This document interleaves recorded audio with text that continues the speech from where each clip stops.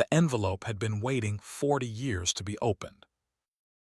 Chief Warrant Officer Sarah Brennan held it in her hands like something fragile, though the paper had gone stiff with age, and the ink had faded to the color of old bruises. Outside her quarters at Forward Operating Base Iron Shield, the Afghan sun was climbing toward its merciless noon position, baking the Helmand Province desert into something that shimmered and lied about the existence of water. Inside, the air conditioning rattled and wheezed, fighting a battle it could never win. The handwriting on the front was her father's. She had seen it only in photographs, never in life. Colonel Thomas Brennan had been dead since 1972, killed when Sarah was 3 years old and still young enough to believe that fathers came home from war. She had been wrong about that. The envelope bore a date written in the corner, careful and deliberate. March 14, 1972, the day before her father's helicopter went down over the jungles of Vietnam. The day before Sarah's mother became a widow and Sarah became the kind of daughter who would spend the rest of her life trying to understand a man she had never really known. Lieutenant Colonel Frank Morrison had delivered it to her 2 days ago, on what should have been her 40th birthday. He had been 2 years late. Sarah suspected he had been trying to find the courage. She broke the seal. The letter inside was written on military stationery, the kind that had long since gone out of use, replaced by emails and encrypted communications, and all the other bloodless ways modern soldiers said goodbye. Her father's handwriting was steady, the letters formed with the precision of a man who had learned discipline before he learned to shave. The words began without preamble, the way soldiers speak when time is short and truth is all that matters. Sarah, if you are reading this, it means I did not come home. I am sorry. I wanted to see you grow up. I wanted to teach you how to ride a bicycle and how to drive a car and how to know when a man is worth your time. I wanted to walk you down the aisle someday, though I know that is a father's selfish dream and you will make your own choices. I wanted all of those things, but I chose this uniform and this war, and that choice has led me here.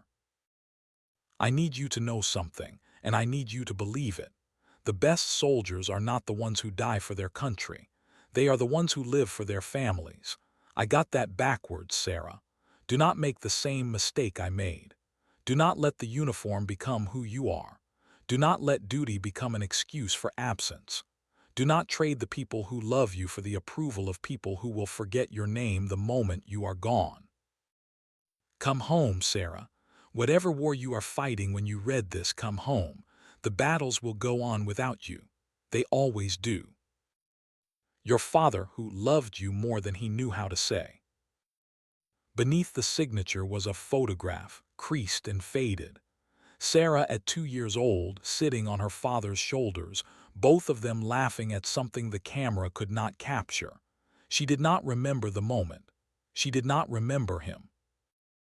But she remembered the absence, that she had carried for 39 years. The quarters were small and spare, the kind of space that could be packed into a duffel bag in under 10 minutes if the base came under attack. Sarah had lived in places like this for 2 decades, moving from war to war, from desert to jungle to mountain, always with the same footlocker and the same photographs, and the same quiet certainty that this was what she was meant to do. She had told herself it was about service, about honor, about finishing what her father had started. The letter suggested she had been lying. There was a knock at the door, sharp and military. Sarah folded the letter back into its envelope and placed it in the footlocker beside her bunk, the photograph she kept in her hand. The door opened without waiting for permission. That meant it was family, or what passed for family in a war zone. Captain James Brennan stood in the doorway, silhouetted against the brutal sunlight outside. He was 26 years old, lean and sun-darkened, with his mother's eyes and his father's jawline, and the kind of posture that came from flight school and too many hours in a cockpit. He wore his uniform like he had been born in it, which in a sense he had. He was Sarah's son, though neither of them talked about it much. "James," she said. Her voice came out rougher than she intended. "Chief," he replied, and there was something careful in the word, something that kept distance between them like a wall made of regulations and rank. She had asked him more than once to call her mom when they were alone. He had not done it in 8 years. Not since the divorce, not since the deployments had stacked up like unpaid debts, not since he had stopped being a boy who waited for his mother to come home and started being a man who understood she never would. "I need to talk to you," Sarah said. James glanced at his watch, a pilot's reflex. "I have a briefing in 20 minutes. Can it wait?" "No," Sarah said, and something in her voice made him look up, made him see her instead of just the rank on her collar. He stepped inside and closed the door. The room felt smaller with both of them in it. They had spent so much of his life apart that being in the same space always felt like an intrusion, like two strangers forced to share an elevator. Sarah held out the photograph. James took it, studied it for a moment. His expression did not change, but something shifted behind his eyes. "That is your father." "Your grandfather," Sarah corrected. "I know who he is," James said quietly. "You have told me the stories." "Not all of them," Sarah said. She gestured to the footlocker. "I just got a letter from him, written the day before he died." James looked at the footlocker, then back at his mother. "What did it say?" "It said I made a mistake," Sarah said. "The same one he did." James set the photograph down on the small metal desk bolted to the wall. He did not ask what she meant. He already knew. The silence stretched between them, familiar and unbearable. "I missed your 8th birthday," Sarah said. The words came out before she could stop them, before she could remember that this was not the time or the place for confessions. James exhaled slowly. "I know. I was in Iraq. We were moving a convoy through Fallujah, and there was an IED and I could not leave. I tried to call, but the lines were down, and by the time I got through, it was 2 days later, and you did not want to talk to me." "I was 8, James said. His voice was flat, emptied of everything except fact.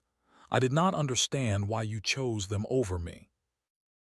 "It was not a choice," Sarah started to say, but James cut her off with a look. "Yes, it was," he said. "Every time you deployed, it was a choice. Every missed birthday, every Christmas, every graduation. You chose the mission. You chose the uniform. You chose everyone except me." The words landed like shrapnel, sharp and precise. Sarah wanted to argue, wanted to explain that it was not that simple, that duty and love were not opposites, that she had been trying to honor her father's memory and build something that mattered. But the letter in the footlocker called her a liar, and her son's eyes confirmed it. "James," she said softly, "I am sorry." He looked at her for a long moment, and she saw something in his face that hurt worse than anger. It was resignation, the kind that comes when you stop expecting someone to change. "I need to get to the briefing," he said. "James," Sarah said again, but he was already turning toward the door. He paused with his hand on the handle. When he spoke, his voice was quieter, almost gentle. "I do not hate you, Chief. I just do not know you." "Then let me," Sarah said. "Let me try." James did not answer.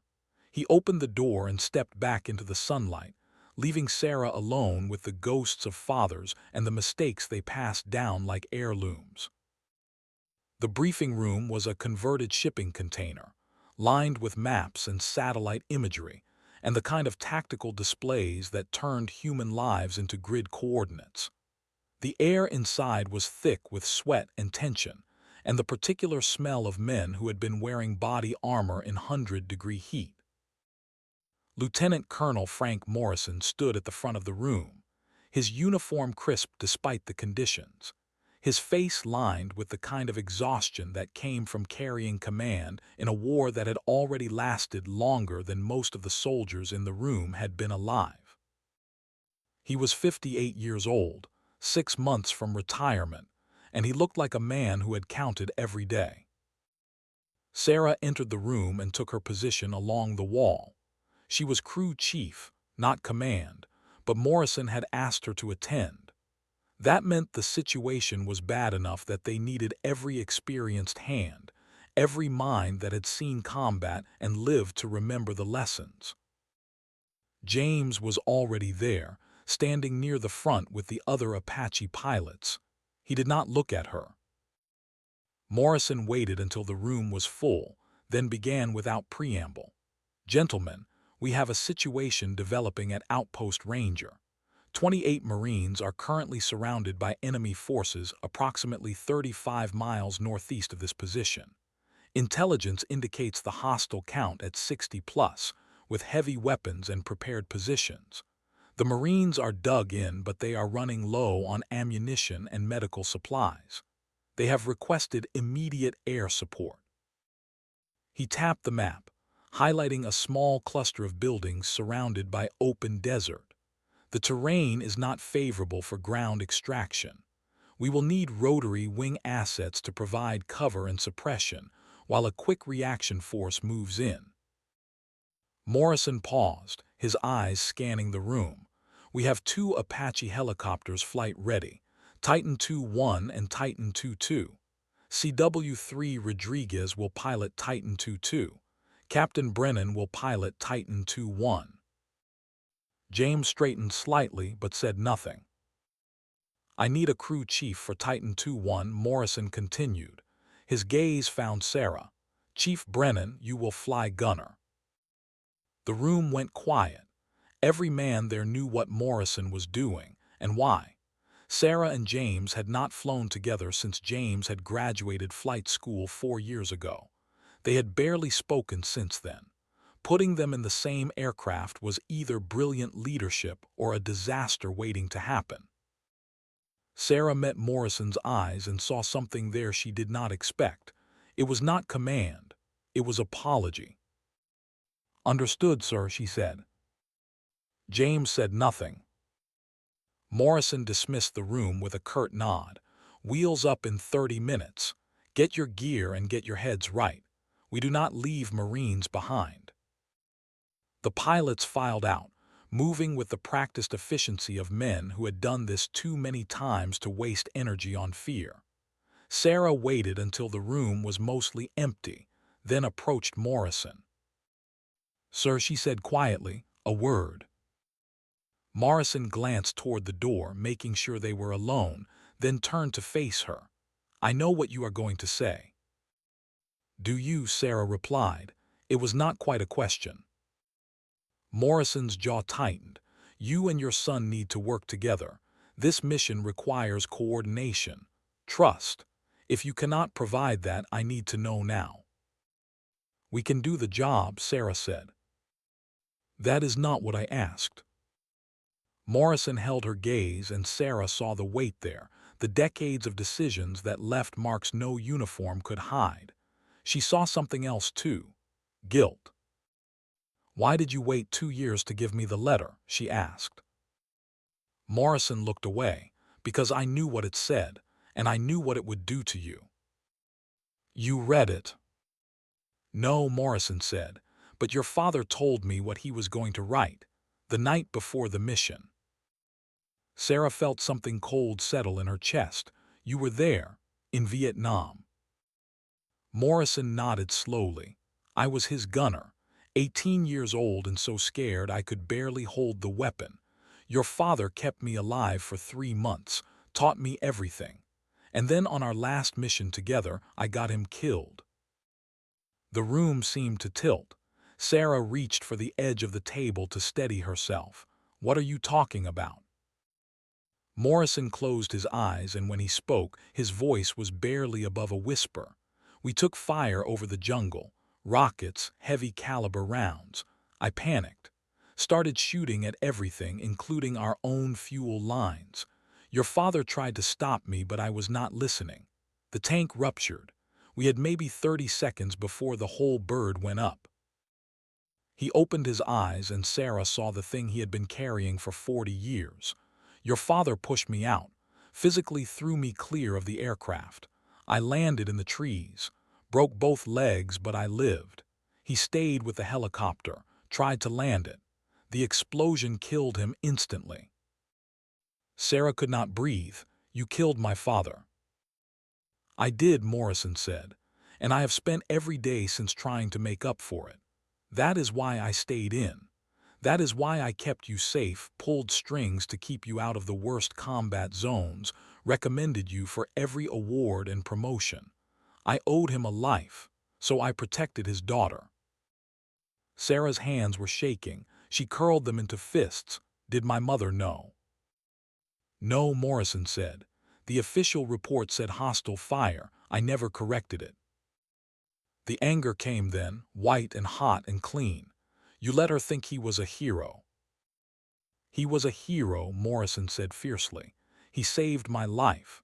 He saved me even though I did not deserve it. That is the definition of heroism, Sarah. Dying so someone else can live. Sarah wanted to scream, wanted to hit him, wanted to do anything except stand there and feel the foundation of her entire life crack and shift beneath her feet. But there were Marines dying 35 miles away, and her son was waiting by the helicopter, and the war did not care about grief. We will finish this conversation later, she said, her voice ice. Morrison nodded. I know, and I will answer for it, but right now those boys need us.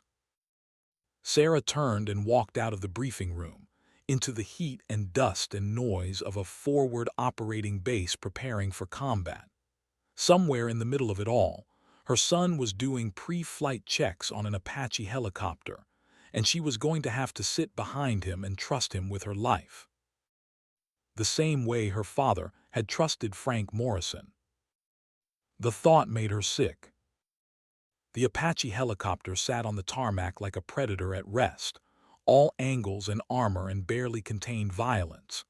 70 feet of rotor blades, a 30mm chain gun slung beneath the nose, and enough missiles to turn a city block into a memory. Sarah had spent 20 years working on these machines, fixing them, understanding them, learning every system and wire and failsafe, until the aircraft was less like a tool and more like an extension of her own body. But she had never flown one into combat with her son at the controls. James was already in the front seat, the co-pilot gunner position, running through the weapons checklist with the kind of focus that came from training and repetition. Sarah climbed into the rear seat, the pilot's position, and began her own checks. The cockpit was tight, designed for efficiency rather than comfort, and the instrumentalization surrounded her in a wrap of screens and switches and information. She could see the back of James's helmet through the canopy, close enough to touch, but separated by everything that had gone unspoken between them. "Comms check," James said, his voice crackling through the headset. "Titan 2-1, I have you 5x5, Sarah replied, falling into the formality of radio protocol because it was easier than being a mother. "Systems green," James said, "weapons hot, we are go for launch." Sarah glanced to her left, where Titan 2-2 was spooling up, Rodriguez visible through the canopy with his own crew chief riding gunner. The two Apache would fly in formation, coordinated strikes, overlapping fields of fire. Standard doctrine, textbook execution. Sarah keyed the radio. "Iron Shield Tower, this is Titan 2-1 requesting clearance for takeoff." "Titan 2-1, you are cleared. Good hunting." The turbines began their climb, building from a whine to a roar to something that rattled through bone and made the air shimmer with heat and violence. The rotors spun faster, blurring into a disk of motion overhead, and Sarah felt the familiar lurch in her stomach as the skids lifted off the ground. The base fell away beneath them, a patchwork of brown tents and concrete barriers and men who looked very small from 100 feet up. The desert spread out in every direction, endless and hostile and beautiful in a way that only soldiers understood. This was the kind of beauty that killed you if you stopped paying attention. Sarah pulled the cyclic, banking northeast toward Outpost Ranger, and beside her Rodriguez matched the maneuver with practiced precision. The two helicopters cut through the air like paired blades, their shadows racing across the sand below. James had not said a word since they launched. Sarah tried to think of something to say, some way to bridge the silence, but everything that came to mind felt inadequate. How do you apologize for 20 years in 2 minutes of radio time? How do you explain that you had been trying to honor a ghost and ended up becoming one yourself? You cannot, she realized. You just fly the mission and hope there is time on the other side to say the things that matter. The landscape below began to change, from flat desert to rolling terrain, from sand to rock, from empty to occupied. Sarah could see the convoy routes scarred into the earth, the villages clustered around dry riverbeds, the places where violence had happened and would happen again. Afghanistan had been at war for so long that peace was a foreign concept, something that belonged to other countries and other lives. Sarah had spent 3 tours here, watching young men turn into old men, watching promises turn into lies, watching hope turn into the kind of cynicism that calcified around your heart like scar tissue. And she had brought her son into it. Titan 2-1, this is Ranger Actual. A new voice crackled over the radio, tight with stress. We have visual on enemy positions. Multiple technicals, heavy weapons dug in positions on the ridge overlooking our compound. We are taking sustained fire. Request immediate air support. Ranger Actual, this is Titan 2-1, Sarah replied. We are 2 minutes out. Prepare to mark targets with smoke. Copy that, Titan 2-1. Be advised, we have wounded that need evac. We cannot hold much longer. Sarah pushed the throttle forward, increasing speed. Beside her, Rodriguez matched the acceleration. The helicopters screamed across the desert, eating distance, closing on the grid coordinates where men were fighting and dying and waiting for salvation to arrive with rotors and rockets. James leaned forward in his seat, eyes on the targeting display. I have multiple heat signatures on the ridge. Counting 4, no, 5 technical vehicles. Looks like 50 caliber mounts. ZSU position at grid reference 8742. Sarah acknowledged, her hands moving across the controls with muscle memory older than conscious thought.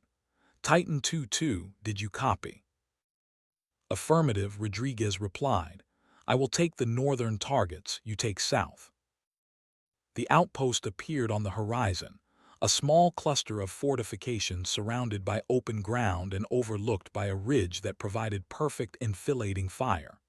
Sarah could see the muzzle flashes from the ridge, the puffs of smoke, the tracers arcing down toward the Marines below. She could see the desperate way the Marines were returning fire, conserving ammunition, buying time measured in seconds. James, Sarah said quietly, using his name instead of his rank. When we engage, I need you to trust me. He did not answer immediately.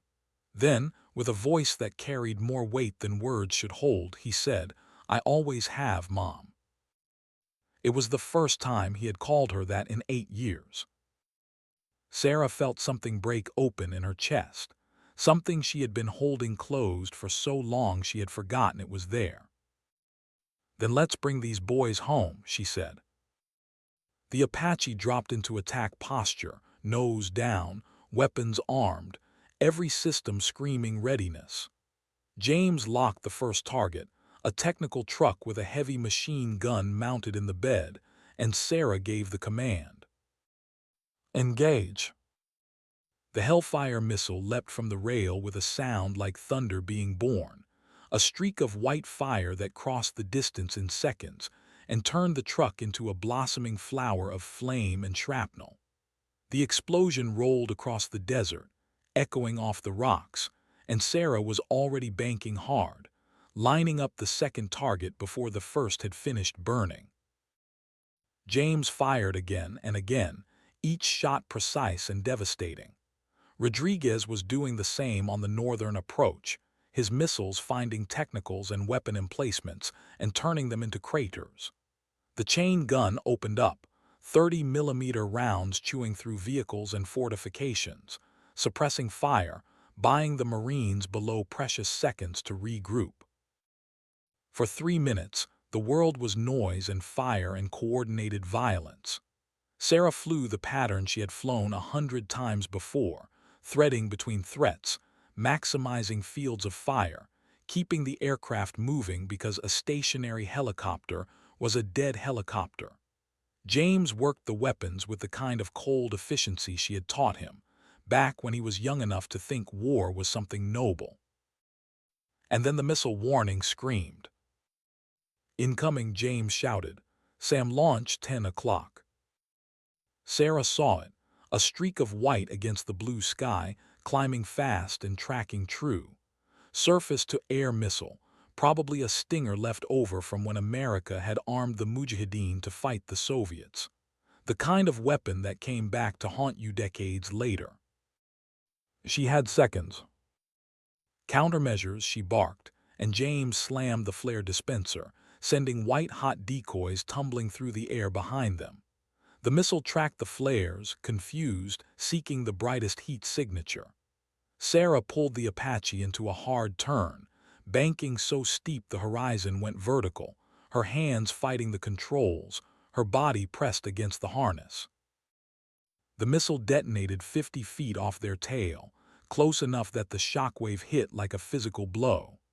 The helicopter shuddered, alarms screaming, and Sarah felt the controls go sluggish in her hands. "We are hit," James said, his voice steady despite the chaos. "Hydraulics compromised, tail rotor showing damage." Sarah checked the instruments, her training overriding the fear. They were losing pressure, losing stability, losing the delicate balance that kept a helicopter in the air instead of tumbling toward the ground. "Can we make it back to base?" James asked. Sarah did her math in seconds. "No, we need to land now." She scanned the ground below, looking for anything flat, anything that would not kill them on impact. There, a stretch of hardpan desert, clear of rocks, maybe 200 meters away. "Hold on," she said, and began the descent. It was not a landing. It was a controlled crash, the kind where success was measured by whether you walked away. The Apache hit hard, skids slamming into the earth, the airframe groaning, something in the tail section making a sound like metal tearing. Sarah cut the engines before they could catch fire, killed the systems, and for a moment there was only silence and dust and the ringing in her ears. "You okay?" she called to James. "Yeah," he replied, his voice shaky but alive. "You?" "I have been worse," Sarah lied. She popped the canopy and climbed out onto the sand, her legs unsteady. James was already out of the front seat, moving around the aircraft to assess the damage. The tail rotor assembly was shredded, hydraulic fluid leaking into the sand, and there was a hole in the fuselage where shrapnel had punched through. They were not flying this bird home. Sarah keyed her radio. "Titan 2-2, this is Titan 2-1. We are down. Repeat, we are down. Grid reference to follow." Rodriguez's voice came back immediately. "Copy, Titan 2-1. I am breaking off engagement to extract you." "Negative," Sarah said. "Complete the mission. Get those Marines out. We will hold position." Titan 2-1. You are 12 miles from base with no transport and enemy forces in the area. You need immediate evac. Sarah looked at James, saw the understanding in his eyes. 28 Marines were still dying at Outpost Ranger. If Rodriguez left the fight to save them, those Marines would not make it. Complete the mission, she repeated. We will manage. There was a long pause. Then reluctantly Rodriguez replied, Copy. Stay alive, Chief. We are coming back for you. The radio went silent. James was staring at her. We are going to walk 12 miles through enemy territory. Sarah checked her sidearm, confirmed she had 4 magazines for her M4 rifle. Yes. They will be looking for us. Yes. We might not make it. Sarah met her son's eyes, and in that moment she saw her father looking back at her, and Morrison, and every soldier who had ever made a choice between the mission and themselves. We might not, she agreed, but those Marines will. James nodded slowly. Then let's start walking. They began moving south, using the sun and Sarah's compass to navigate, keeping to the low ground where the terrain offered concealment. The heat was murderous, climbing past 115 degrees, the kind of heat that made your brain slow down and your vision shimmer. Sarah rationed the water in her canteen, knowing they would need it more in an hour than they did now. James walked beside her, rifle ready, scanning the ridgeline for threats. They moved in silence, conserving energy, but after a mile he spoke. The letter, he said, from grandfather, what did it really say? Sarah considered lying, considered saying it was nothing important. But she had lied enough. To him, to herself, to everyone who had ever asked her why she stayed in a war that never ended. It said I made a mistake, she answered, choosing the uniform over family. James was quiet for a moment. Do you think he was right? Sarah thought about the 20 years she had spent deployed, the birthdays and Christmases and ordinary days she had traded for medals and commendations, and the approval of men who barely remembered her name. She thought about her son growing up with grandparents instead of a mother, learning to stop expecting her calls, learning to live with her absence the way she had learned to live with her father's. Yes, she said, I think he was right. They walked another 100 meters before James spoke again. Why did you stay? After the divorce, after I told you I needed you, why did you keep deploying? Sarah had asked herself that question 1,000 times, and the answer had always felt just out of reach, buried under layers of duty and honor, and all the things she told herself to make it bearable. But here, in the desert, with her son beside her, and the truth of her father's letter burning in her pocket, she found the answer. Because I did not know how to be anything else, she said. My father died in uniform.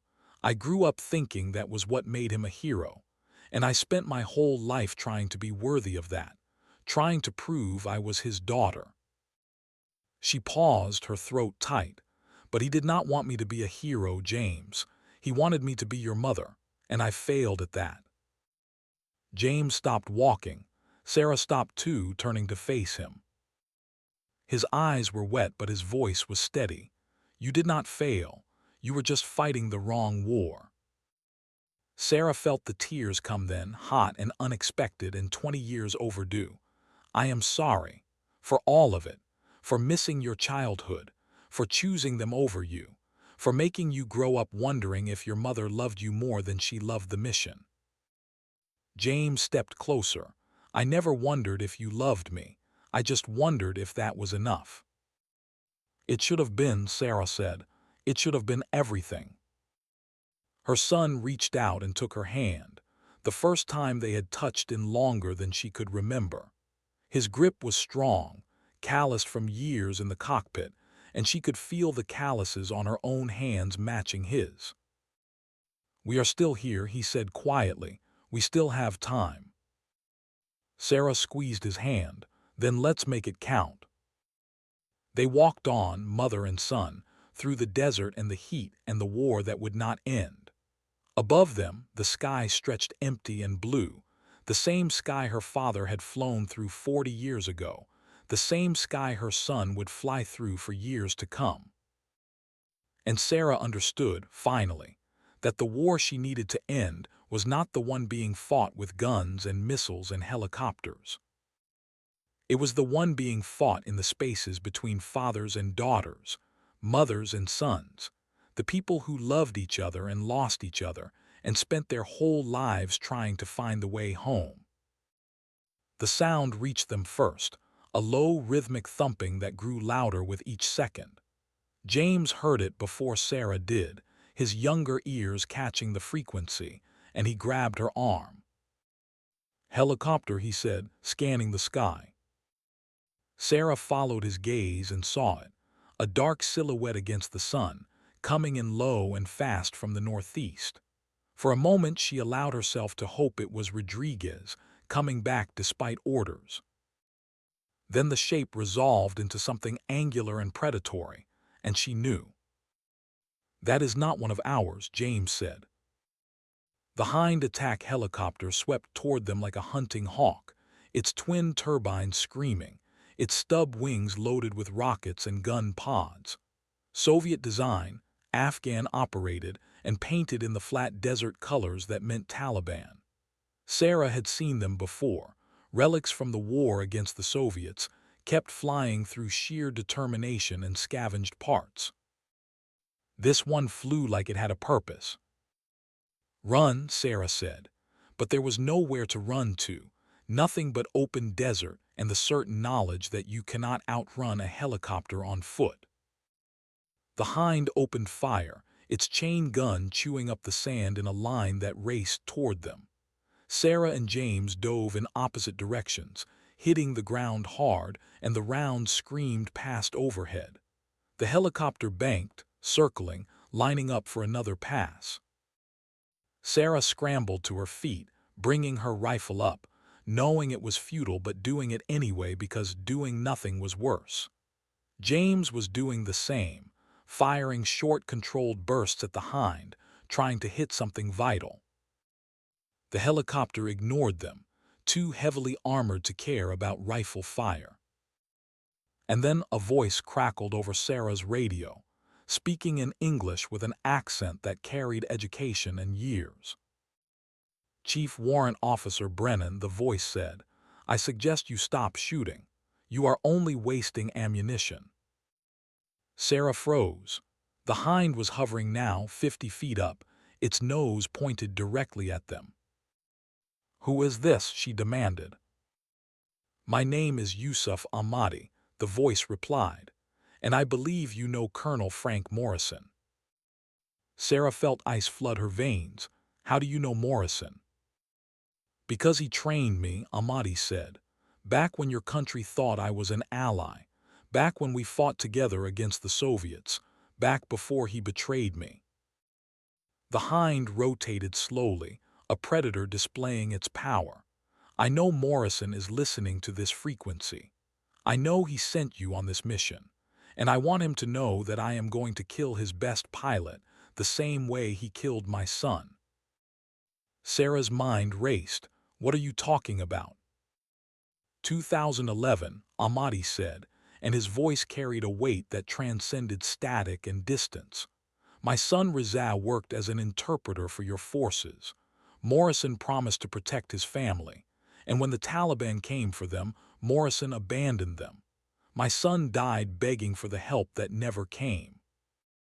The radio crackled with a new voice. "Morrison." "Ahmadi," Morrison said, and Sarah could hear the decades in that single word. "Do not do this." "Why not?" Ahmadi replied. "You taught me that every action has consequences. You taught me that a man's word is his bond, and then you broke yours, so I will break mine. I promised to fight with honor, but honor died with my son." "Leave them alone," Morrison said. "This is between you and me." "Everything is between you and me, Colonel. Your pilots, your base, your war. I will take it all piece by piece until you understand what you took from me." The hind's targeting laser painted Sarah's chest with a red dot. "Starting now," Ahmadi said. Sarah closed her eyes, thinking of her father's letter, thinking of the years she had wasted, thinking of her son standing 20 feet away about to watch her die. And then another sound split the air, the scream of jet engines and the roar of something moving faster than thought. The missile hit the hind from above, an air-to-ground Maverick fired from an A-10 Warthog that had been circling at altitude, invisible against the sun. The explosion was white and orange and absolute, the hind disintegrating into a fireball that tumbled toward the earth trailing black smoke. Sarah hit the ground again, covering her head as debris rained down around them. When the noise stopped and the world settled back into something resembling normal, she looked up to see the Warthog banking overhead, its ugly, beautiful profile unmistakable. Titan 2-1, this is Hog 3-7, a new voice said over the radio, young and cheerful and American. Heard you needed a ride home. Sarah started laughing, the kind of laughter that comes when you survive something you should not have, when the universe decides to let you keep breathing for another day. James was laughing too, lying in the sand with his arms spread wide, looking up at the sky. We are still here, he said. Yes, Sarah replied, we are still here. But somewhere in the back of her mind, she heard Ahmadi's voice, and she knew this was not over. Not by a long way. The Warthog provided air cover while a rescue helicopter came in to extract them, a Pave Hawk with door gunners who looked barely old enough to shave. Sarah and James climbed aboard, exhausted and sunburned and alive, and the helicopter lifted them away from the desert that had almost become their grave. Below, the wreckage of the hind was still burning, sending up a column of black smoke that could be seen for miles. Sarah thought about Ahmadi's son, about Morrison's betrayal, about all the ways war created cycles of revenge that ground men into dust. She thought about her own father, dead in a jungle on the other side of the world, killed by the mistake of a frightened boy. She thought about James, sitting across from her in the helicopter, his hand reaching out to grip hers. And she thought about the letter in her pocket and the choice it asked her to make. Come home, her father had written. Whatever war you are fighting, come home. But Sarah was beginning to understand that coming home was not a place. It was a decision. And she was not sure she knew how to make it yet. The base looked different when you came back from the dead. Forward operating base iron shields spread out below the Pave Hawk like a monument to temporary permanence, all concrete barriers and sandbag fortifications and canvas tents that pretended to be buildings. Sarah watched it grow larger through the open door of the helicopter, the wind tearing at her uniform, and felt the strange disconnect of returning to a place that had continued existing while she had been fighting to do the same. James sat across from her, his face streaked with dust and dried sweat, his eyes fixed on something distant that only he could see. They had not spoken since boarding the helicopter. There were things that needed saying, but the rotor noise made conversation impossible, and maybe that was a mercy. Some silences were easier than words. The Pave Hawk touched down on the landing pad with a shudder that rattled through Sarah's bones. The crew chief gave them the signal to disembark, and they climbed out into air that felt like standing too close to an oven. The helicopter lifted off immediately, banking away toward whatever emergency waited next, and Sarah and James were left standing in the prop wash, watching it disappear into the hard blue sky.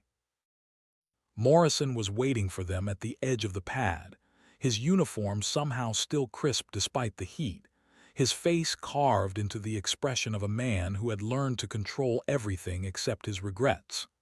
He started toward them, then stopped, as if uncertain whether he had the right to come closer. Sarah walked to him.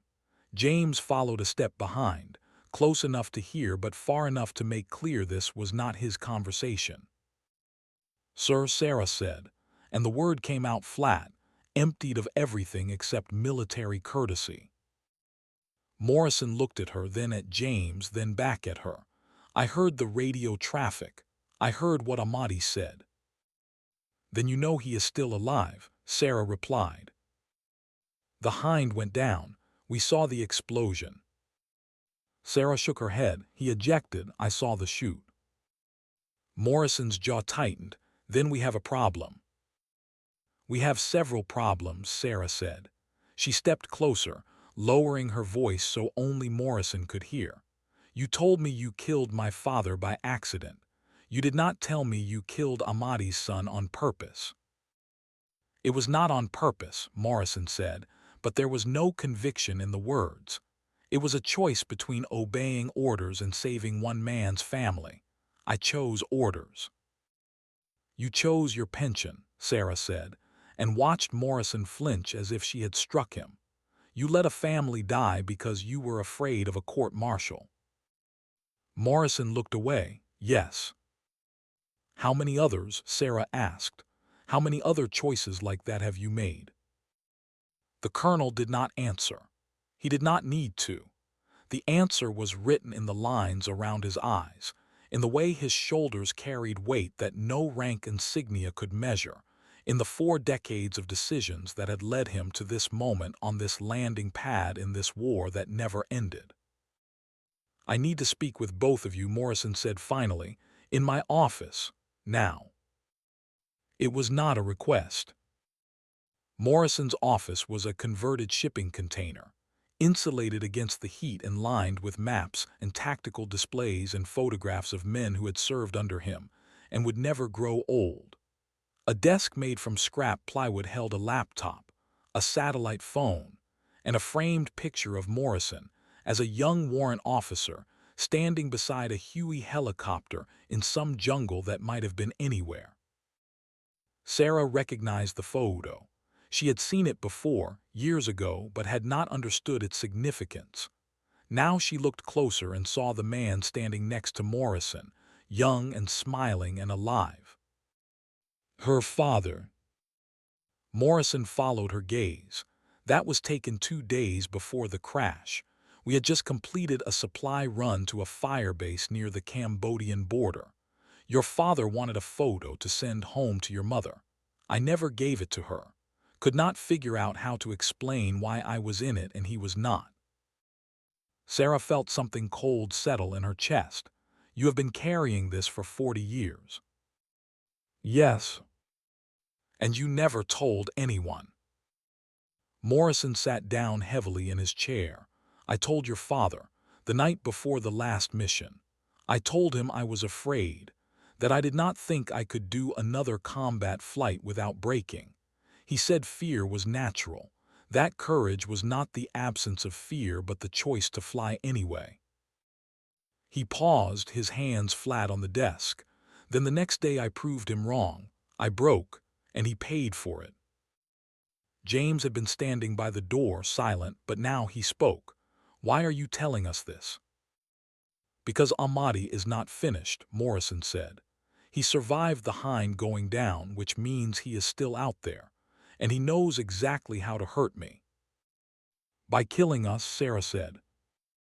Morrison nodded. By killing the people I care about. The people I have spent decades trying to protect, because I failed to protect the ones who mattered most. There was a long silence.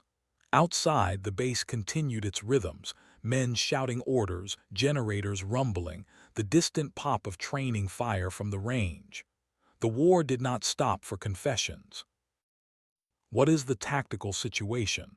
Sarah asked, because that was easier than processing everything Morrison had just said. Morrison pulled up a map on his laptop. Outpost Ranger was successfully relieved. All 28 Marines extracted with no additional casualties. Rodriguez flew excellent cover, but we lost Titan II-2. Engine failure on the return flight. Rodriguez put it down hard, but everyone walked away. So we are down to 1 Apache, James said. Morrison nodded. Titan II-1. Your bird. The maintenance crews say it will take 72 hours minimum to get her flight ready again. We are vulnerable until then. What about air support from Bagram? Sarah asked. Stretched thin, Morrison replied. There are 3 major operations ongoing across the province. We are low priority until something happens. And Ahmadi knows that, James said quietly. Morrison met his eyes. Yes, which is why I am grounding both of you for the next 72 hours. You will stay on base in secure quarters until we have air assets to cover any movement.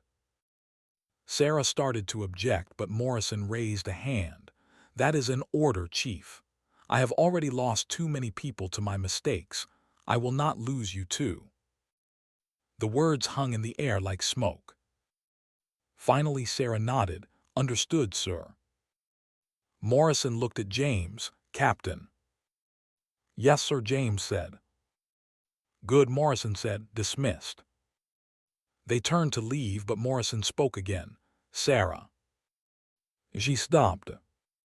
Your father would be proud of you, not for being a soldier, for being the kind of mother who is trying to do better than we did. Sarah did not turn around. She did not trust her voice. She just walked out into the sunlight and let James follow her into the heat and noise of the base. The quarters they assigned Sarah and James were adjacent, 2 small rooms carved out of a converted barracks, separated by a thin wall that did nothing to muffle sound. Sarah sat on the edge of her bunk, staring at the letter from her father that she had carried through the desert and the firefight and the near death on the landing zone. She unfolded it again, reading the words she had already memorized. Come home, Sarah. Whatever war you are fighting, come home. There was a knock on the thin wall. James's voice came through, muffled but clear. Mom, you awake? She smiled at the word. Mom, twice in one day. Maybe they were making progress. Yeah, she called back. Can I come over? Sarah folded the letter and tucked it into her pocket. Doors open. James came in, carrying 2 bottles of water and a MRE packet. He tossed her one of the bottles and sat down on the floor with his back against the wall, the way soldiers did when there were not enough chairs and you were too tired to care about comfort. They sat in silence for a moment, drinking the water that tasted like plastic and chemicals and life. I have been thinking about what Morrison said, James began, about choices. Sarah waited. He chose orders over people, chose his career over Ahmadi's son, and that choice created an enemy who is going to keep killing until Morrison is dead or he is. James looked up at her. You chose the mission over me, over and over, and I became someone who did not know his own mother. Sarah felt the words land like stones. I know. But you are trying to change that, James continued. You are here. You flew with me. You fought beside me. You could have run when we were on the ground and you stayed. I am your mother, Sarah said. Where else would I go? James smiled, small and sad. That is the question I asked myself for 18 years. Where else would she go? What was more important than me? And I could never figure it out. He set down his water bottle. But today, when we were walking through the desert and you told me about grandfather's letter, I finally understood. You were not choosing the mission over me. You were choosing the mission over yourself. You were punishing yourself for not being the daughter he wanted, the soldier he died being. Sarah looked away. Is there a difference? Yes, James said, because punishment ends, or it should. At some point you have to forgive yourself for not being perfect. Do you, Sarah asked, forgive me? James was quiet for a long time. Then he said, I am trying to, but I need you to help me. How? By letting me know you, not Chief Brennan, not the soldier, just Mom. Sarah felt her throat tighten. I do not know if I remember how to be that. Then learn, James said. We have time. Do we? Sarah asked. Ahmadi is still out there. He is going to come for us. James nodded. I know. which is why we should use whatever time we have left to be family instead of soldiers." He stood up, offering her his hand. "Come on, let's go to the mess. I will buy you the finest powdered eggs the United States Army has to offer." Sarah took his hand and let him pull her to her feet. "Sounds awful." "It is," James agreed, "but we will eat them together." They walked across the base toward the dining facility, past soldiers who saluted and mechanics who waved and medics who looked too young to be wearing the uniforms they had earned. The sun was starting its descent toward the horizon, turning the sky into shades of orange and purple and gold that seemed impossible in a place this hard. Sarah thought about her father, walking across a different base in a different war, writing a letter to a daughter he would never see grow up. She thought about Morrison, carrying 40 years of guilt like stones in his pockets. She thought about Ahmadi, somewhere out there in the desert, sharpening his grief into a weapon. And she thought about James, walking beside her, close enough that their shoulders almost touched. Maybe coming home was not about geography. Maybe it was about choosing every day to show up for the people who needed you, even when it was hard, especially when it was hard. The mess hall smelled like coffee and grease, and the particular staleness of food that had traveled 6,000 miles in cans and boxes and freezer trucks. Sarah and James filled their trays and found a corner table away from the main crowd, a small island of relative quiet in a sea of exhausted conversation. James poked at his eggs with a plastic fork. "These might actually be worse than I remembered." "That is because you have standards now," Sarah said. "Give it another month in country and you will be eating them straight from the packet." He laughed, and the sound was so unexpected, so genuine, that Sarah felt something loosen in her chest. "Tell me about flight school," she said. "I know you graduated top of your class. I know you qualified on Apache faster than anyone in your cohort, but I do not know what it felt like, what you were thinking." James set down his fork. "You really want to know?" "Yes." He was quiet for a moment, organizing his thoughts. "I was thinking about you. Every flight, every simulation, every evaluation. I kept asking myself, would this make her proud? Would this prove I was good enough to be her son?" Sarah felt the guilt hit fresh and sharp. "James, you never had to prove anything." "Yes, I did," he said, "but there was no anger in it, just fact. You were this legend. Chief Brennan, 20 years in combat zones, more decorations than most officers twice your age. Everyone in flight school knew who you were. And when they found out you were my mother, they expected me to be just like you." "Were you?" James shook his head. "I was terrified, every single day. Terrified I would fail, terrified I would let you down, terrified I would die before I ever figured out how to talk to you." "You are not terrified anymore," Sarah observed. "No," James said. "Now I am just tired. Tired of being afraid. Tired of keeping distance. Tired of pretending I do not need my mother just because I am a man and a soldier and supposed to be tough enough to handle everything alone." He met her eyes.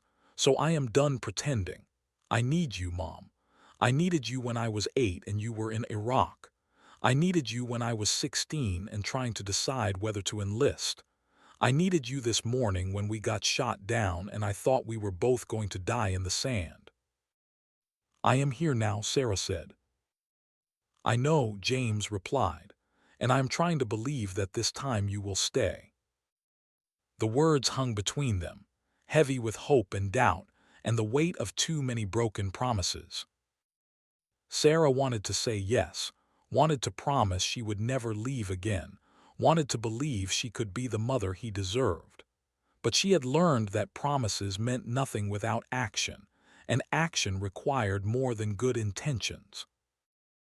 "I do not know what happens when this deployment ends," she said honestly. I do not know if I retire or transfer or request another tour. I have been doing this for so long I do not know who I am without it. Then maybe it is time to find out, James said. Before Sarah could answer, an alarm split the air, high and urgent and unmistakable. The base loudspeakers crackled to life. All personnel incoming rocket attack. Seek shelter immediately. This is not a drill. The mess hall erupted into controlled chaos, soldiers grabbing gear and moving toward designated bunkers with the practiced efficiency of people who had done this before. Sarah and James were on their feet instantly, falling into the rhythm without thought. They made it 3 steps toward the door before the first rocket hit. The explosion was close, close enough that Sarah felt the pressure wave slam through her chest, close enough that the windows of the mess hall blew inward in a spray of glass and dust. She hit the ground, covering her head, and heard James land beside her. The second rocket hit the motor pool, turning vehicles into shrapnel. The third hit the barracks. The fourth and fifth hit in rapid succession, walking across the base like the footsteps of giants. Sarah grabbed James and pulled him under the nearest table, a flimsy piece of plywood that would not stop shrapnel but might keep them from getting crushed if the ceiling came down. Around them, other soldiers were doing the same, diving for cover, shouting orders, trying to impose organization on chaos. The rockets kept coming. Sarah counted them by the explosions. 6, 7, 8. This was not harassment fire. This was a sustained bombardment, the kind that meant someone was trying to destroy the base or keep everyone pinned down while something else happened. She keyed her radio. Iron Shield Actual, this is Chief Brennan. What is our status? The radio crackled with static and Morrison's voice, tight with stress. Multiple impact points across the base. Fire teams responding. We have casualties. Medical is overwhelmed. Do we have counter-battery radar? Sarah asked. Negative, first rocket took it out. We are flying blind. Sarah's mind raced.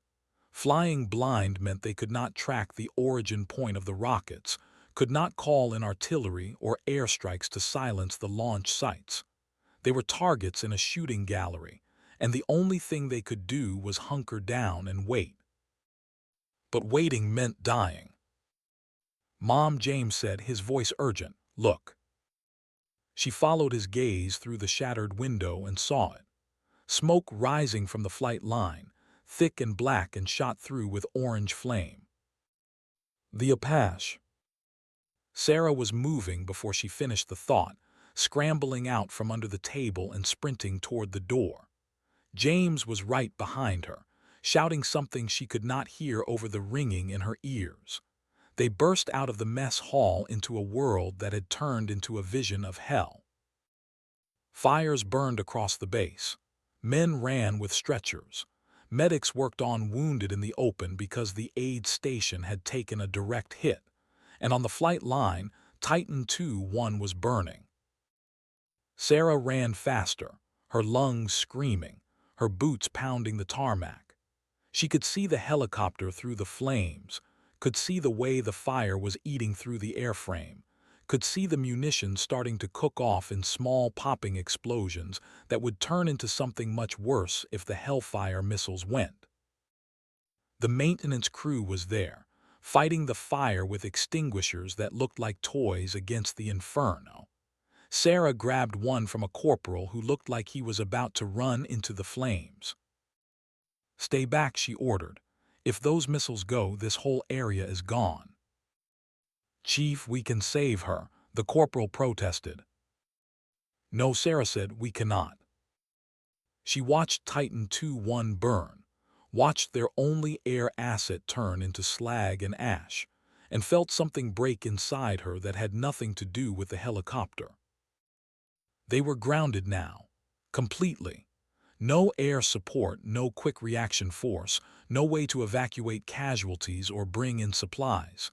They were a forward operating base that could not operate, a target without teeth. Ahmadi had done this. Sarah knew it with the same certainty she knew her own name. This was his opening move, his way of stripping them of their advantage before he moved in for the kill. James appeared at her shoulder, his face streaked with soot. "We need to fall back. The whole flight line could go up." Sarah nodded and started giving orders, clearing personnel away from the danger zone, establishing a perimeter, doing all the things that training demanded even when your mind was screaming that it did not matter because you had already lost. The rockets had stopped. The silence after the barrage was worse than the noise, heavy with smoke and pain and the sound of men calling for medics. Morrison found her 20 minutes later, as the fires were being brought under control, and the casualty count was climbing past numbers that made Sarah sick. "Report," Morrison said. "Titan II-1 is destroyed," Sarah replied. "Beyond repair. We have no rotary wing assets. Counter-battery radar is down. Communications array is damaged but functional. Casualty count is 23 wounded, 4 critical, 3 dead." Morrison's face went gray. 3 dead, who? Sarah consulted her notepad, the one she had been using to track everything because someone had to keep the numbers straight. Corporal Jenkins, Specialist Martinez, and Sergeant First Class Miguel Torres. The world stopped. Sarah heard the words come out of her mouth, but they did not make sense. They could not make sense because Smoke Torres had been alive this morning. He had been joking about his daughter beating cancer, about getting home in time to see her graduate middle school, about all the things he was going to do when this war finally ended. He had saved their lives by sacrificing his own when Ahmadi's hind had come for them. And now he was dead. Sarah felt her knees start to buckle, but she locked them, forced herself to stand straight, forced herself to be Chief Brennan instead of the woman who wanted to scream at the unfairness of it all.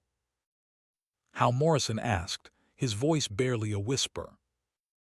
"He was trying to put out the fire on Titan II-1, Sarah said. "The flames spread faster than expected. He was caught when the fuel tanks blew." Morrison closed his eyes. "God." James was standing a few feet away, his face pale. He had known Torres too. Everyone had known Torres. He was the kind of man who made people laugh even when there was nothing to laugh about, who remembered birthdays and sent care packages to privates who did not have anyone else, who made the war bearable just by being in it. And now he was gone. "I need to tell his daughter," Morrison said. "I need to make the call." "I will do it," Sarah said. "He saved my life today, twice. The least I can do is tell her myself." Morrison nodded. "After we secure the base. Right now we need to focus on the living." He was right, the dead could wait. They always did. Sarah spent the next 3 hours moving through controlled chaos, helping organize fire suppression teams, coordinating with medical to triage the wounded, shoring up defensive positions in case Ahmadi decided to follow the rocket attack with ground assault. By the time full dark fell, the base had stabilized into something that resembled order. The fires were out. The wounded were being treated. The dead were in the morgue, covered with sheets and waiting for the paperwork that would send them home. Sarah stood outside the communications bunker, holding the sat phone that would connect her to a 12-year-old girl in Maryland, whose father would never call again. James found her there. "You do not have to do this alone." Sarah shook her head. "Yes, I do. Torres earned that much." She dialed the number Morrison had given her. It rang 4 times before a woman answered, her voice cautious. "Hello." "Mrs. Torres?" Sarah asked. "This is Chief Warrant Officer Sarah Brennan. I served with your husband." There was a long pause, then very quietly, "Oh God." Sarah closed her eyes. "Ma'am, I am so sorry." The conversation lasted 15 minutes. Sarah told her how Tors had died, what he had been doing, why it mattered. She told her that he had talked about his daughter every day, that he had been so proud of her fight against cancer, that his last words had been about family. She did not tell her that Tors had died trying to save a helicopter. That felt too small, too mechanical, too much like the machine mattered more than the man. When it was over, when Mrs. Tors had cried and asked questions, and finally said she needed to go tell her daughter, Sarah handed the phone back to the duty officer and walked away into the darkness at the edge of the base. She found a spot on the perimeter wall, where the sandbags were stacked high enough to lean against, and the desert spread out like a black ocean under stars that did not care about war. James found her again. He seemed to have a talent for that. He sat down beside her without asking permission. "You did good," telling her. "It does not feel good." "It is not supposed to," James said. "If it did, we would be broken." They sat in silence, watching the stars. After a while, James spoke again. "Ahmadi is not going to stop." "No," Sarah agreed. "He is going to keep hitting us until Morrison gives him what he wants. And what he wants is Morrison dead." James turned to look at her. "Or he wants Morrison to suffer the way he suffered, watching the people he cares about die one by one." Sarah had already thought of that. It was the only thing that made tactical sense. Ahmadi had the resources to destroy the entire base if he wanted to, but he was not doing that. He was being surgical, precise, personal. He was making Morrison watch. "We need to end this," Sarah said, "before more people die." "How?" Sarah thought about it. Morrison had said Ahmadi was an educated man, a former ally, someone who understood honor and strategy and the weight of choices. Maybe there was a way to reach him that did not involve more killing. Or maybe that was naive. Maybe some wounds went too deep for anything except blood. "I do not know," she admitted, "but we have to try." James nodded. "Then we try together." Sarah looked at her son, saw the determination in his eyes, and felt something like hope stir in her chest. They sat on the wall until the stars began to fade and the first gray light of dawn touched the horizon. Somewhere out in the desert, Ahmadi was planning his next move. Somewhere behind them, Morrison was carrying the weight of too many deaths.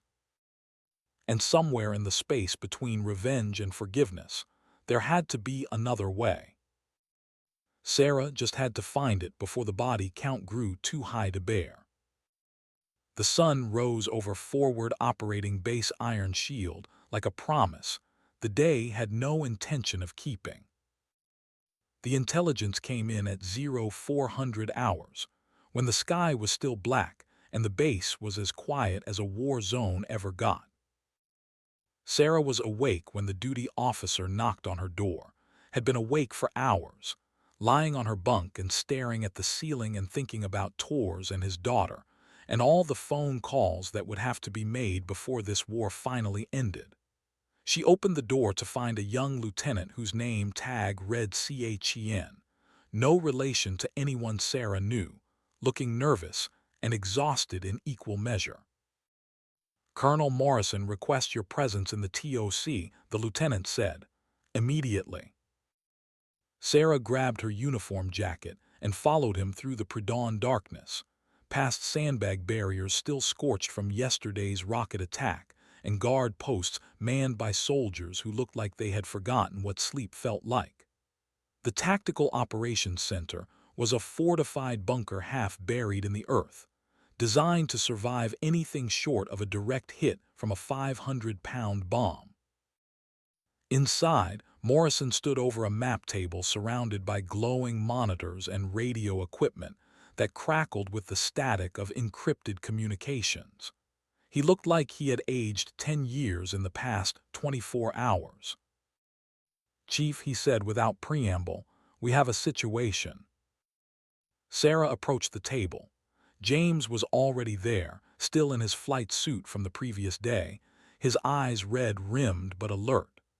Beside him stood Major Catherine Walsh, the base intelligence officer, a woman in her early 40s with the kind of sharp focus that came from spending too many years analyzing threats that wanted to kill you. Walsh gestured to the map. At 2300 hours last night, one of our surveillance drones picked up thermal signatures consistent with a large gathering approximately 15 miles northwest of our position. We tracked the heat blooms for 3 hours before the drone had to RTB for fuel. "What kind of gathering?" Sarah asked. Walsh pulled up satellite imagery on the nearest monitor. Approximately 40 to 50 individuals, 10 to 12 vehicles including what appears to be a fuel truck, and at least 2 technicals with mounted weapons. They are staged in a canyon system that provides natural cover from air observation. "Taliban," James said. Walsh nodded, almost certainly, and based on the positioning and the fact that they are not moving, we believe they are preparing for a major assault on this base. When Morrison asked, Walsh glanced at her notes. "Best estimate, sometime in the next 12 to 18 hours. They are waiting for something. Maybe reinforcements, maybe better intelligence on our defensive posture, maybe just the right moment." "Or they are waiting for us to make a mistake," Sarah said. Everyone turned to look at her. "This is Ahmadi," Sarah continued. "He hit us yesterday with rockets to destroy our air assets and test our response times. Now he is staging his forces where we can see them, where our drones will find them. He wants us to know he is there." "Why would he do that?" Walsh asked. "Because he wants Morrison to come to him," Sarah said, looking at the colonel. "This is not about destroying the base. If he wanted that, he would have hit us with everything yesterday. This is about making you choose. Send your people out to stop him and risk getting them killed, or stay here and wait for him to attack on his terms." Morrison's jaw tightened. "It is a trap." "Of course it is a trap," Sarah agreed, "but it is also an opportunity." James leaned forward. "What are you thinking?" Sarah studied the map, her mind working through the tactical problem the way she had been trained to do for 20 years. Ahmadi was smart, patient, and motivated by something stronger than ideology. He wanted Morrison to suffer. That meant he would not settle for a simple victory. He would want it to be personal. "We send a delegation," Sarah said. "Small team, unarmed. We request a meeting." "You want to negotiate with a terrorist," Walsh said, her voice flat with disbelief. "I want to talk to a man whose son was killed because of our mistakes," Sarah corrected. "There is a difference." Morrison shook his head. "He will kill anyone I send." "Then do not send anyone," Sarah said. "Let me go. Me and James. No officers. No command authority. Just 2 soldiers who understand what it means to lose family." "Absolutely not," Morrison said. "I will not send you into an ambush."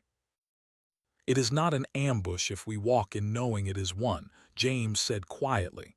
"And Mom is right. This has to end before more people die." Morrison looked at James, then at Sarah. "You are asking me to send my best crew chief and one of my best pilots into enemy territory with no backup and no guarantee you will come back alive." "Yes, sir," Sarah said. The TOC fell silent. Outside, the base was beginning to wake, the sounds of reveille and diesel engines and men preparing for another day of trying not to die filtering through the reinforced walls. Morrison closed his eyes, and Sarah saw the weight of it crushing down on him, all the decisions he had made and all the ones he had failed to make. 40 years of trying to balance duty against conscience and never quite getting the math right. When he opened his eyes again, they were wet. If I let you go and you do not come back, I will have killed another Brennan. I cannot live with that." "You are already living with it," Sarah said gently. "This is your chance to stop." Morrison looked at her for a long moment. Then he turned to Walsh. "Get me a secure sat phone. I need to make some calls." 2 hours later, as the sun was climbing toward its punishing zenith, Sarah and James stood beside a Humvee at the edge of the base perimeter.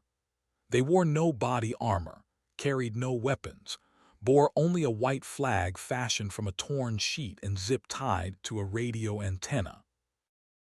Morrison had made his calls, had gotten authorization from people whose names Sarah would never know for a mission that violated every regulation in the book. The official record would say they were conducting a reconnaissance patrol. The truth was something else entirely. Morrison stood in front of them, his face carved from stone. "You have 6 hours. If you are not back by 1400 hours, I am sending everything we have to pull you out." "Understood," Sarah said. Morrison looked at James. "Take care of your mother, Captain." James almost smiled. "That is what she always says to me." "Then maybe you can take care of each other." Morrison stepped back and saluted. It was not the casual salute of routine military courtesy. It was the kind of salute you gave to people you did not expect to see again. Sarah and James returned it, climbed into the Humvee, and drove through the gate into the desert that waited like an open mouth. The canyon system appeared on the horizon after 40 minutes of driving through terrain that wanted to shake the vehicle apart. Sarah navigated by GPS and instinct, following coordinates that Walsh had provided, and a sense of dread that grew heavier with every mile. James rode in the passenger seat, quiet but present, his eyes scanning the landscape for threats that could come from any direction. They had not talked much during the drive. What was there to say? They were driving toward men who wanted them dead, carrying nothing but hope that words could stop bullets. Sarah thought about her father's letter, still folded in her pocket. "Come home," he had written. But she was beginning to understand that sometimes you had to walk into the darkness before you could find your way back to the light. The canyon entrance was guarded by 2 men with AK rifles slung over their shoulders. They watched the Humvee approach with expressions that gave nothing away, neither hostile nor welcoming, just waiting. Sarah stopped the vehicle 50 meters from the entrance and climbed out slowly, hands visible, the white flag held high. James did the same on the passenger side. One of the guards shouted something in Pashto. Sarah did not speak the language, but she understood the universal gesture of a rifle being unslung and pointed. "We are here to speak with Commander Ahmadi," Sarah called out. "We are unarmed. We request safe passage." The guards conferred in rapid-fire Pashto. Then one of them pulled out a radio and spoke into it. The conversation lasted less than a minute. When it ended, the guard gestured with his rifle toward the canyon. "Leave the vehicle. Walk. No sudden movements." Sarah and James began walking, the sand crunching under their boots, the sun beating down like a physical weight. The guards fell in behind them, close enough to shoot them if they tried anything stupid, far enough to avoid a desperate lunge. The canyon walls rose on either side, red stone carved by wind and water over millennia, creating a narrow passage that echoed with their footsteps. Sarah felt exposed, vulnerable, every instinct screaming at her to turn back. But she kept walking, and James kept pace beside her, and together they moved deeper into the throat of the trap.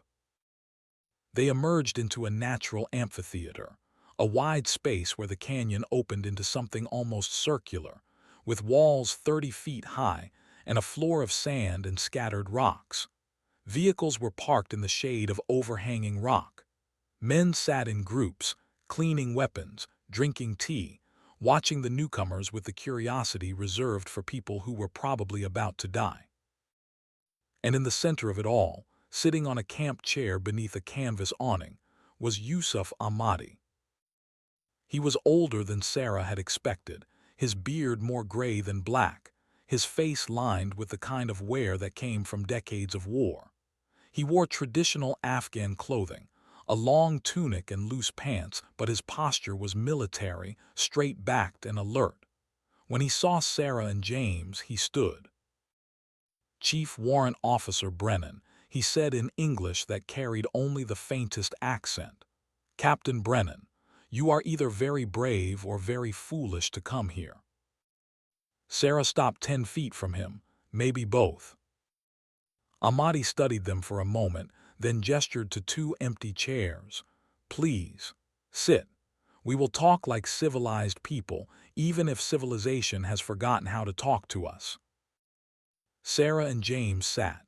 The guards remained standing, rifles ready but not aimed. Ahmadi poured tea from a metal pot into 3 small cups, the ritual unhurried and deliberate. "You came unarmed," he observed. "That shows either respect or desperation." "Both," Sarah said again.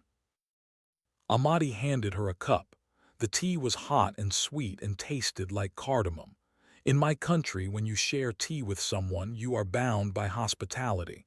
I will not kill you while you are my guests. But when the tea is finished, the hospitality ends." "Then we should talk quickly," James said. Ahmadi smiled, but there was no warmth in it. "You are direct, like your mother. That is good. I am tired of people who hide their intentions behind pretty words." He sipped his tea, his eyes never leaving Sarah's face. "Do you know why I am here, Chief Brennan?" "You want revenge," Sarah said, "for your son." Ahmadi shook his head. "No, I want justice. There is a difference. Revenge is what animals do. Justice is what men seek when the law fails them." "The law did not kill your son," Sarah said carefully. "War killed your son." "No," Ahmadi replied, his voice hardening. "Colonel Frank Morrison killed my son, by abandoning him when he had promised protection, by choosing politics over honor, by being a coward when courage was required."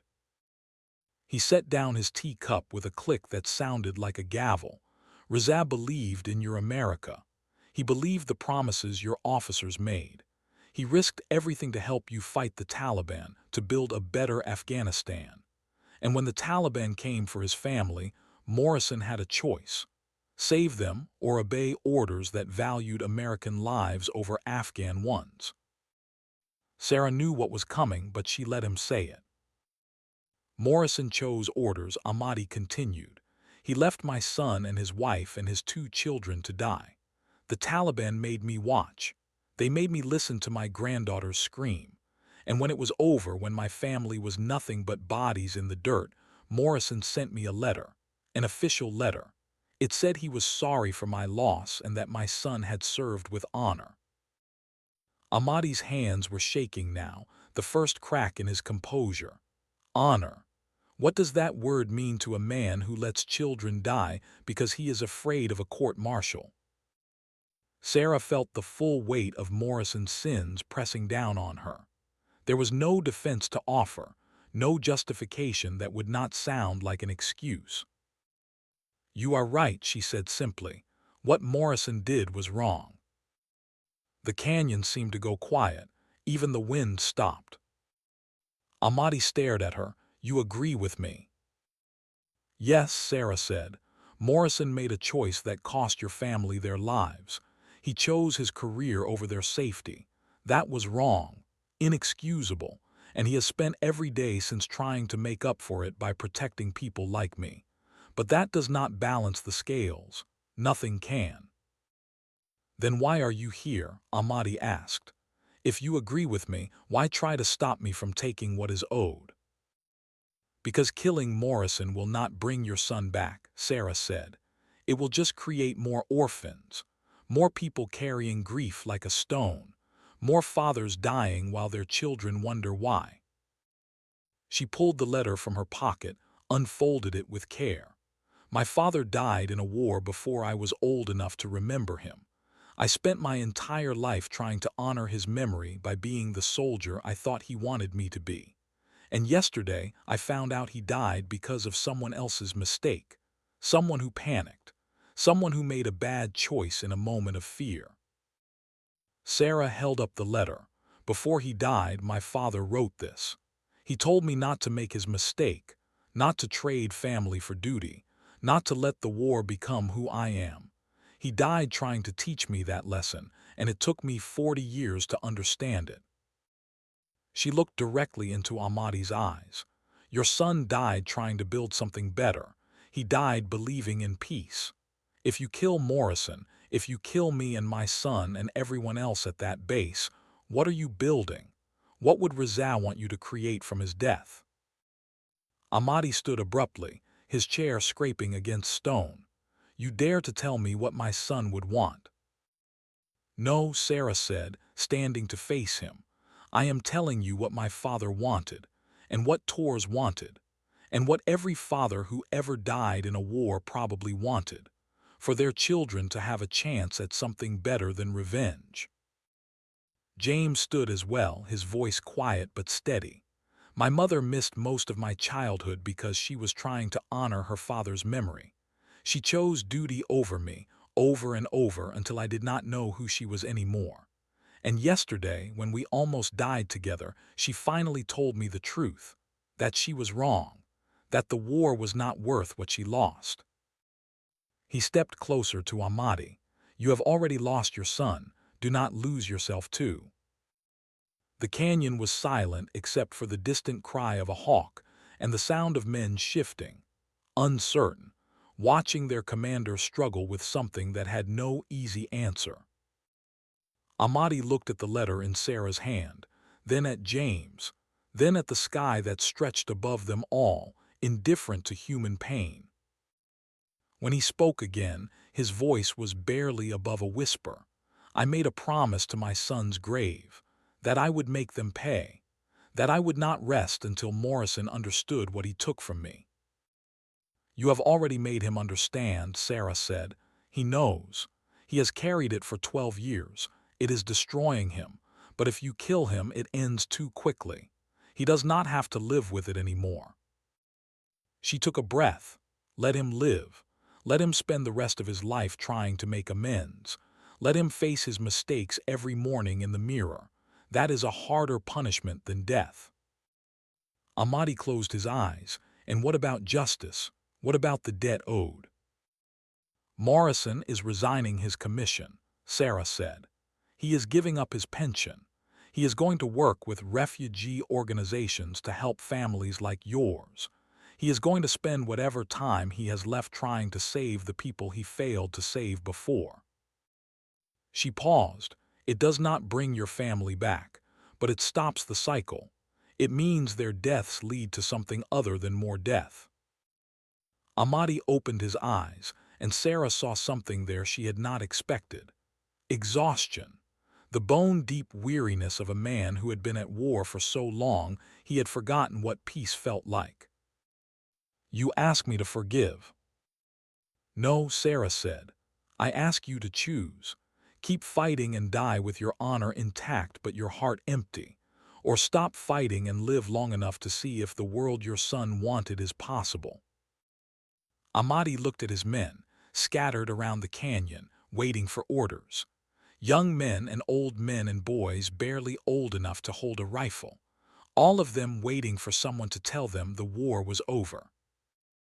He looked back at Sarah and James. If I let you go, if I stop this, what happens to Morrison? He faces whatever consequences come, Sarah said, but he lives to face them. And you, what do you get from this? Sarah glanced at James, saw her son watching her with something that might have been hope. I get to go home, she said, for real this time. Ahmadi was quiet for a long moment. Then he raised his voice, speaking in Pashto to his men. Sarah could not understand the words, but she understood the tone, authority, finality, decision. The men lowered their weapons. Ahmadi turned back to Sarah and James. I am not forgiving Morrison. I want you to understand that. What he did is unforgivable." "I understand," Sarah said. "But I am tired," Ahmadi continued. "Tired of killing. Tired of watching young men die for old men's mistakes. Tired of being the monster your people made me." He picked up his teacup, drained it, set it down with deliberate care. "Go, tell Morrison that Yusuf Ahmadi does not forgive him, but I will not kill him either. Let him live with what he has done. Let him try to build something from the ruins. And if he fails, if he proves to be the same coward he was before, I will know, and I will come for him." Sarah extended her hand. Ahmadi looked at it for a moment, then took it. His grip was strong, calloused, the handshake of a soldier. "Thank you," Sarah said. "Do not thank me," Ahmadi replied. "I am not doing this for you. I am doing it because I am too old to keep hating and too tired to keep fighting. And because somewhere I think my son would rather I build schools than graves." He released her hand and stepped back. "Now go, before I change my mind." Sarah and James walked back through the canyon the way they had come, past guards who watched them leave with expressions that ranged from confusion to relief. When they reached the Humvee, Sarah allowed herself one look back. Ahmadi was still standing in the center of the amphitheater, a solitary figure surrounded by men who no longer knew what they were fighting for.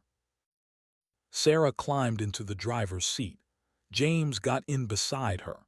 She started the engine and drove away from the canyon, away from the trap that had not sprung, away from the violence that had been waiting to happen. They drove for 10 minutes in silence before James spoke. "Do you think he meant it, that he will leave us alone?" Sarah gripped the steering wheel, her hands steady despite everything. "I think he meant it when he said it. Whether he will still mean it tomorrow, I do not know. But we gave him a choice he did not have before. That is something." James nodded. "What you said back there about going home for real, did you mean that?" Sarah glanced at her son, saw the hope and doubt warring in his eyes, and made a choice that felt both terrifying and inevitable. "Yes," she said, "I meant it." The drive back to forward operating base Iron Shield took less time than the drive out, as if the desert itself was eager to let them go. When the guard towers came into view on the horizon, Sarah felt something loosen in her chest that she had been holding tight for longer than she could remember. Morrison was waiting at the gate, along with what looked like half the base. When the Humvee rolled to a stop, he approached slowly, as if afraid that moving too quickly would shatter whatever miracle had brought them back alive. Sarah climbed out. Morrison searched her face, looking for answers. "He is not coming," Sarah said. "Not today, maybe not ever." Morrison's knees buckled. He caught himself on the hood of the Humvee, his breath coming in gasps that might have been sobs. "But you need to do what you promised," Sarah continued. "Resign, give up the pension, work with the refugees. Show him that his mercy was not wasted." Morrison nodded, unable to speak. "And one more thing," Sarah said. "You need to forgive yourself, not for his sake, for yours." Morrison looked up at her, his eyes red. "I do not know how." "Neither do I," Sarah admitted. "But maybe that is something we can figure out together." James stepped forward and put a hand on Morrison's shoulder. "She is right, sir. We all need to learn how to stop fighting wars that are already over." Morrison straightened, pulling himself back together with visible effort. He looked at Sarah and James, at the soldiers gathering around them, at the base that had survived another day. "Dismissed," he said quietly. "Both of you, get some rest. We will debrief tomorrow." Sarah shook her head. "No, sir, we will debrief now, because tomorrow I am submitting my resignation papers." The words fell like stones into still water. Morrison stared at her. "Sarah, you do not have to do that." "Yes, I do," she said. I have been fighting for 20 years because I thought that was what my father wanted, but he wanted me to come home, and I finally understand what that means." She looked at James. "It means being there for the people who need me. Not the mission, not the medal, not the uniform, the people." James smiled, the kind of smile that carried 20 years of waiting. "Welcome home, Mom," he said. Sarah felt the tears come finally after all this time. She had spent 2 decades being strong, being Chief Brennan, being the soldier who never broke. But standing there in the dust and heat with her son beside her and a war finally ending, she let herself break. And in the breaking, she found herself whole. The sun was setting over forward operating base Iron Shield, painting the sky in shades of orange and gold and purple that seemed impossible after a day like this. Sarah sat on the perimeter wall with James, watching the light fade and the stars begin to appear. Tomorrow she would start the paperwork. She would begin the long process of becoming a civilian again, of learning who Sarah Brennan was when she was not Chief Warrant Officer for Brennan. She would go home to the States, maybe Maryland where Tor's daughter was fighting cancer, maybe somewhere James could visit on weekends, maybe somewhere with trees and water and things that grew instead of things that burned. But tonight she was here, on this wall, with her son, watching the war finally let her go. "Did you ever think it would end like this?" James asked. Sarah shook her head. "I thought it would end with me in a flag-draped coffin, or burned out and bitter, or just going until there was nothing left. And now I think it ends with me being your mother," Sarah said, "and figuring out what that means, and maybe teaching you to fix helicopters so you have something to do when you retire." James laughed. "I am 26. I have a long career ahead of me." "Then I will wait," Sarah said, "however long it takes." They sat in silence as the last light faded and the desert turned to darkness. Somewhere out there, Ahmadi was making his own peace with the choices he had made. Somewhere, Morrison was beginning the long work of atonement. Somewhere, Tor's daughter was fighting a different kind of battle. And here, on this wall, a mother and son were learning what it meant to come home. Sarah pulled out her father's letter one last time, reading it by starlight. "Come home, Sarah. Whatever war you are fighting, come home." "I am," she whispered. "I finally am." She folded the letter and put it back in her pocket, but this time it felt lighter. Not a burden, a reminder. A promise kept across 40 years and 2 wars and all the distance between who she had been and who she was becoming. The stars wheeled overhead, indifferent and eternal. The war continued somewhere, as wars always did. But for Sarah Brennan and her son James on this night in this place, the fighting was finally over. And what waited on the other side was not glory or honor, or any of the things she had been taught to value. It was simply home. And that, she discovered, was enough. The paperwork took 3 days. Sarah sat in a converted storage room that served as the base administrative office, filling out forms that would transform her from Chief Warrant Officer for Sarah Brennan into simply Sarah Brennan, civilian. Each signature felt like closing a door on a life she had lived for so long she had forgotten there were other ways to exist. The clerk processing her resignation was a specialist named Rivera, maybe 22 years old, who kept glancing at Sarah's service record with something that looked like confusion. 20 years, Rivera said, not quite a question, and you are just walking away. Sarah looked up from the form requesting her final duty station preference, not walking away, walking toward. Rivera did not understand. That was fine. Sarah had not understood either, not really, until she had sat in that canyon with Ahmadi and realized that some wars only ended when you chose to lay down your weapons. The door opened and James entered, carrying 2 cups of coffee that had been brewed sometime during the previous administration and left to achieve a consistency somewhere between liquid and industrial solvent. He set one in front of Sarah. "Thought you could use this," he said. Sarah took the cup, grateful despite knowing the coffee would taste like punishment. "How did your debrief go?" James pulled up a chair. "Fine. They wanted to know every detail of the meeting with Ahmadi. I told them what happened. They asked if I thought he would keep his word. I said I did not know, but that it was better than the alternative." "Which is?" "Everybody dies," James said simply.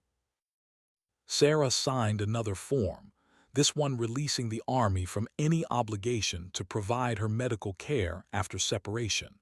The pen felt heavy in her hand. "Morrison is holding a formation this afternoon," James said. "Full base. He is going to make an announcement." Sarah knew what the announcement would be. Morrison's resignation, his public acknowledgement of failure, his first step on a road that would take him away from everything he had been toward something he had never tried to be. "Are you going to attend?" James asked. "Yes," Sarah said. "I owe him that much." "You do not owe him anything," James replied. "He got your father killed. He got Ahmadi's son killed. He made choices that hurt people for 40 years. Sarah set down the pen. "You are right, but I am not going for him. I am going because someone needs to witness what happens when a man finally stops running from his mistakes." James was quiet for a moment. "You think he can actually change?" "I think he can try," Sarah said. "Whether he succeeds is up to him, but at least he will be trying instead of hiding." She picked up the coffee, took a sip, grimaced. "This is awful." "Told you," James said, but he was smiling. They sat together in the administrative office, drinking terrible coffee and filling out forms that would separate Sarah from the only life she had known since she was 18 years old. Outside, the base continued its rhythms. Soldiers trained. Mechanics worked. The war went on because wars did not stop just because individual people decided to leave them. But Sarah was leaving anyway, and that, she was learning, was its own kind of courage. The formation was held in the center of the base, in a gravel lot that normally served as a staging area for convoys. 280 soldiers stood in ranks, their uniforms dusty, their faces weathered, their eyes carrying the particular exhaustion that came from knowing the war would outlast all of them. Morrison stood on a makeshift platform constructed from ammunition crates and plywood. He wore his dress uniform, ribbons and badges gleaming in the afternoon sun, the full display of a career that had spanned 4 decades and 3 wars.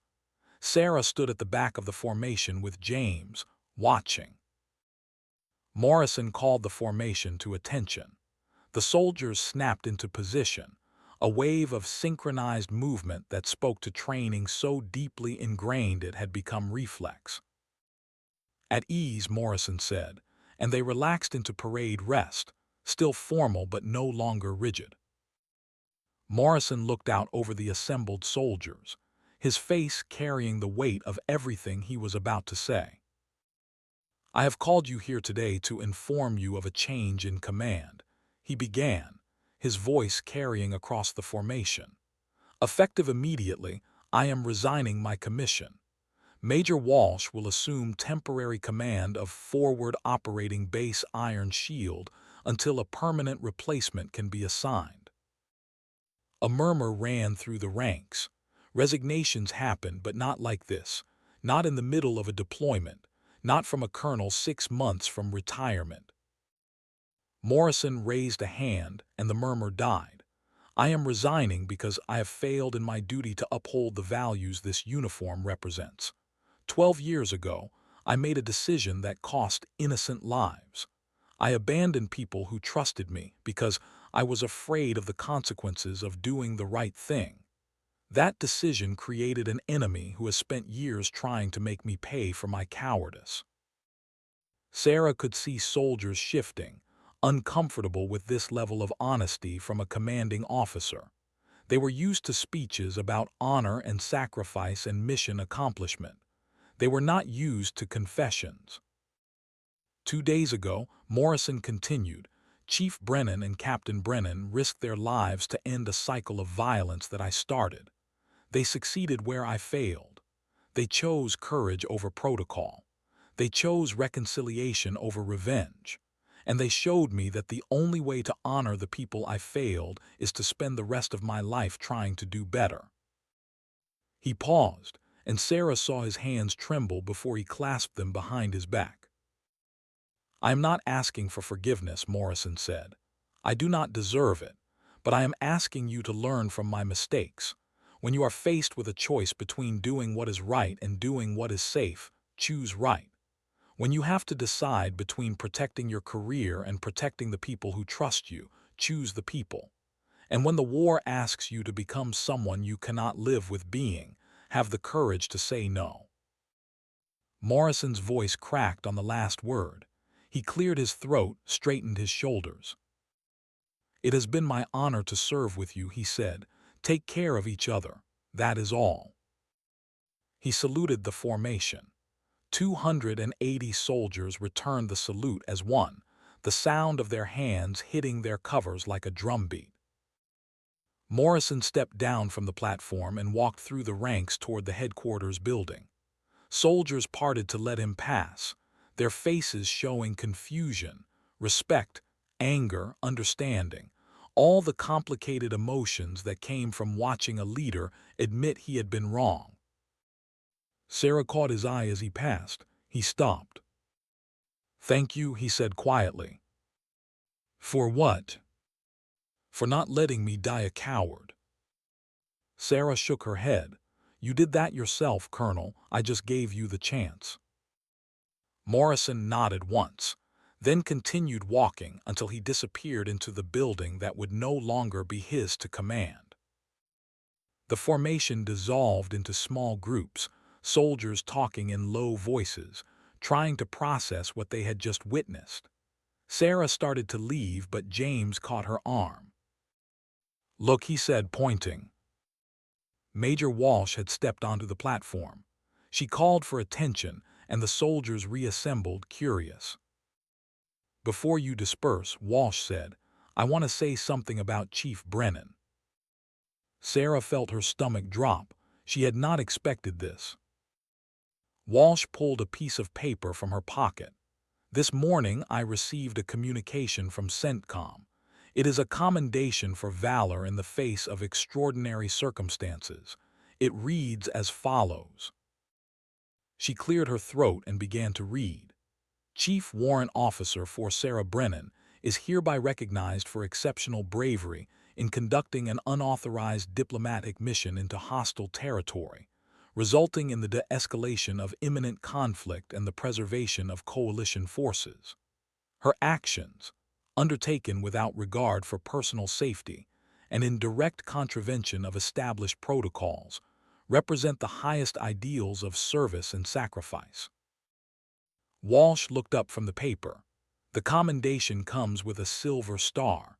Normally this would be presented in a formal ceremony, but Chief Brennan is separating from service in 72 hours, so I am presenting it now. She pulled a small case from her pocket and opened it. Inside was the medal, silver and simple, and carrying the weight of recognition that Sarah had never sought. Walsh stepped down from the platform and approached Sarah. The formation watched in silence. Chief Brennan, Walsh said, on behalf of a grateful nation. She pinned the medal to Sarah's uniform. It felt heavier than it should have. I do not deserve this, Sarah said quietly. Walsh smiled. That is exactly what people who deserve it always say. She stepped back and saluted. Sarah returned the salute, feeling the eyes of 280 soldiers watching her, seeing her not as Chief Brennan who fixed helicopters and kept her head down, but as someone who had done something that mattered. The formation erupted into applause, not polite, not restrained but genuine and loud and lasting longer than military courtesy required. Sarah stood there, uncomfortable with the attention, wanting to disappear, but James was beside her and he was clapping too, and his smile was worth more than any medal. When the applause finally died, Walsh dismissed the formation. Soldiers approached Sarah one by one, shaking her hand, thanking her, telling her she would be missed. Rivera from the admin office. Rodriguez, who had flown cover when Sarah and James went down. Mechanics who had worked under her for years. Young privates who barely knew her name but understood that she represented something worth aspiring to. It took an hour before the last soldier had paid respects and wandered away to prepare for evening chow.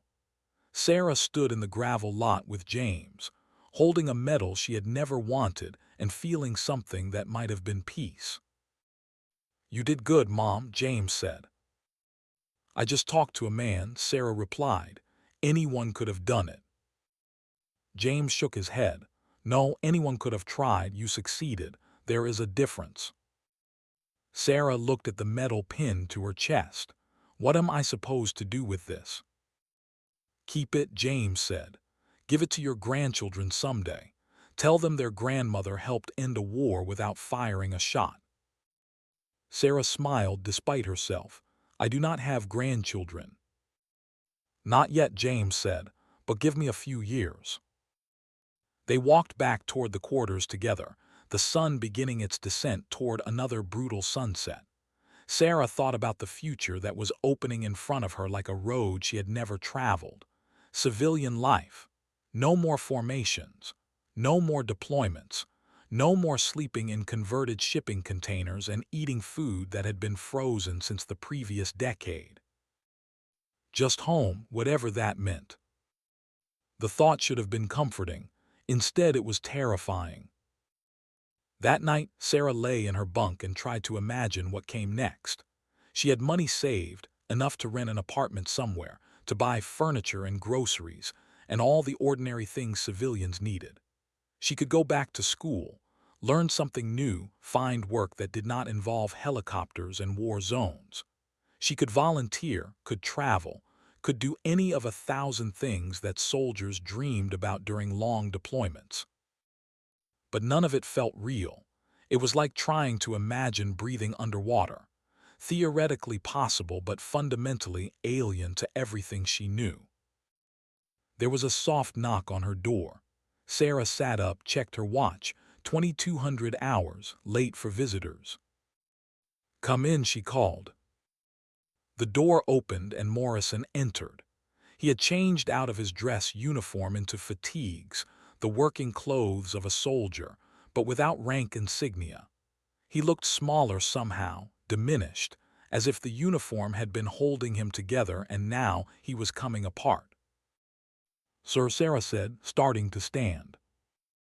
Morrison waved her down. "I'm not sir anymore, just Frank. Can I sit?" Sarah gestured to the chair. Morrison sat heavily, his hands clasped between his knees. They sat in silence for a moment. Outside, the base was settling into its nighttime rhythms, guard posts being manned, generators humming, the soft murmur of soldiers talking in other quarters.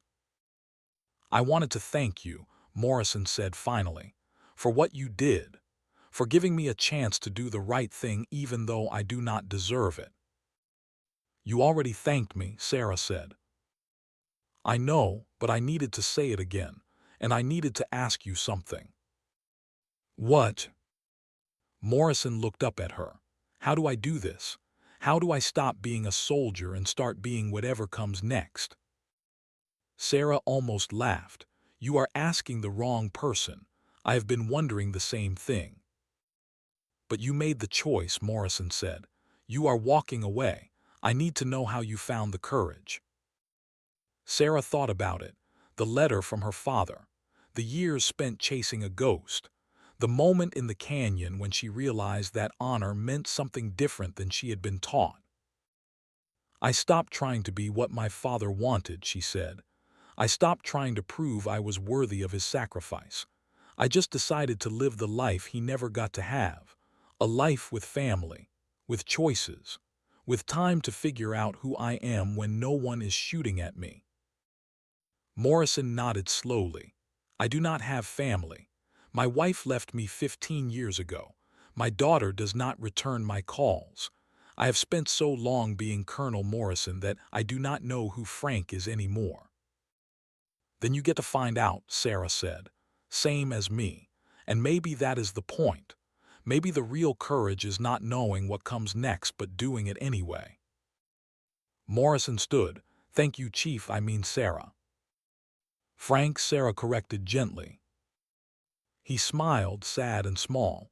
Frank, that is going to take some getting used to. He turned to leave but stopped at the door. One more thing. Your father would be proud of you. I know I never knew him well, only those 3 months before he died. But I know he would be proud. Sarah felt her throat tighten. Thank you. Morrison left, closing the door softly behind him.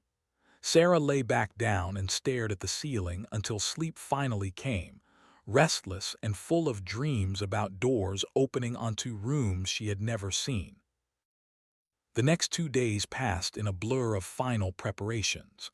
Sarah cleaned out her locker, packed her personal belongings into a duffel bag that seemed too small to hold 20 years of military life. She said goodbye to mechanics who had worked under her, to soldiers who had relied on her, to the helicopters that had been more familiar to her than most people. She stood in the hangar one last time, running her hand along the armored skin of an Apache that would be someone else's responsibility now. The machine was cold under her palm, dormant, waiting for the next crisis that would bring it roaring to life. James found her there. Tomorrow morning, he said. 0600. The convoy leaves for Bagram. From there you fly to Germany, then home. Home, Sarah repeated, tasting the word. Where is that exactly? James pulled out his phone and showed her a photo.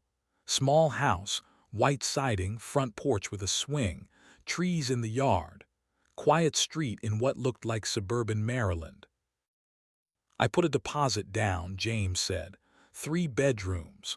One for you, one for me when I visit, one for whatever comes next. It is 20 minutes from Walter Reed where Tor's daughter is being treated. I thought maybe you could visit her sometimes. Let her know her father mattered. Sarah stared at the photo. You bought me a house. We bought us a house, James corrected. Somewhere to start over. Somewhere that is not a war zone. Sarah felt tears building behind her eyes. I cannot ask you to do this. You did not ask, James said. I offered. Because you are my mother and I missed 18 years of having you around and I am not missing any more. He put the phone away. Besides, someone needs to teach me how to fix helicopters when I retire. Might as well be you. Sarah pulled him into a hug, the kind she should have given him when he was 8 and she was leaving for Iraq, the kind she should have given him 100 times over the years when she chose deployment over being present. Thank you, she whispered. Thank you for coming back, James replied. They stood in the hangar together, mother and son, surrounded by machines built for war. And for the first time in 20 years, Sarah felt like she was exactly where she was supposed to be. The morning of departure came too soon and not soon enough. Sarah stood by the convoy vehicle in the gray pre-dawn light, her duffel bag already loaded, her uniform pressed and proper one last time. Soldiers were gathering to see her off, more than she had expected, their faces familiar from years of shared deployment. Rodriguez approached and shook her hand. You are going to be missed, Chief.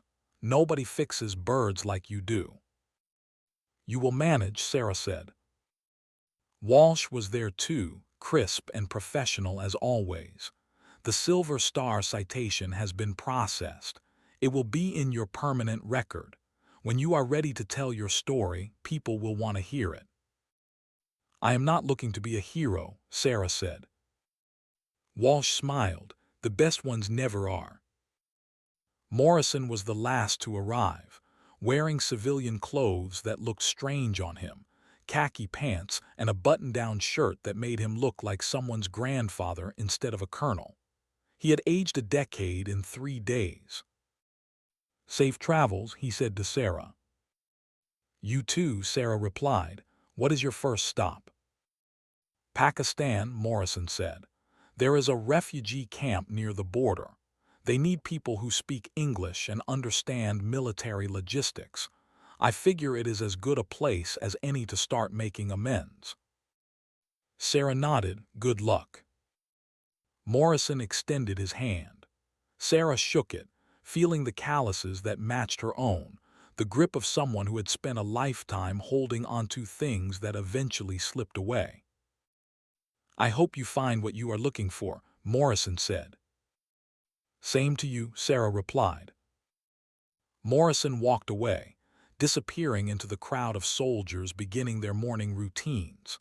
Sarah wondered if she would ever see him again. Probably not.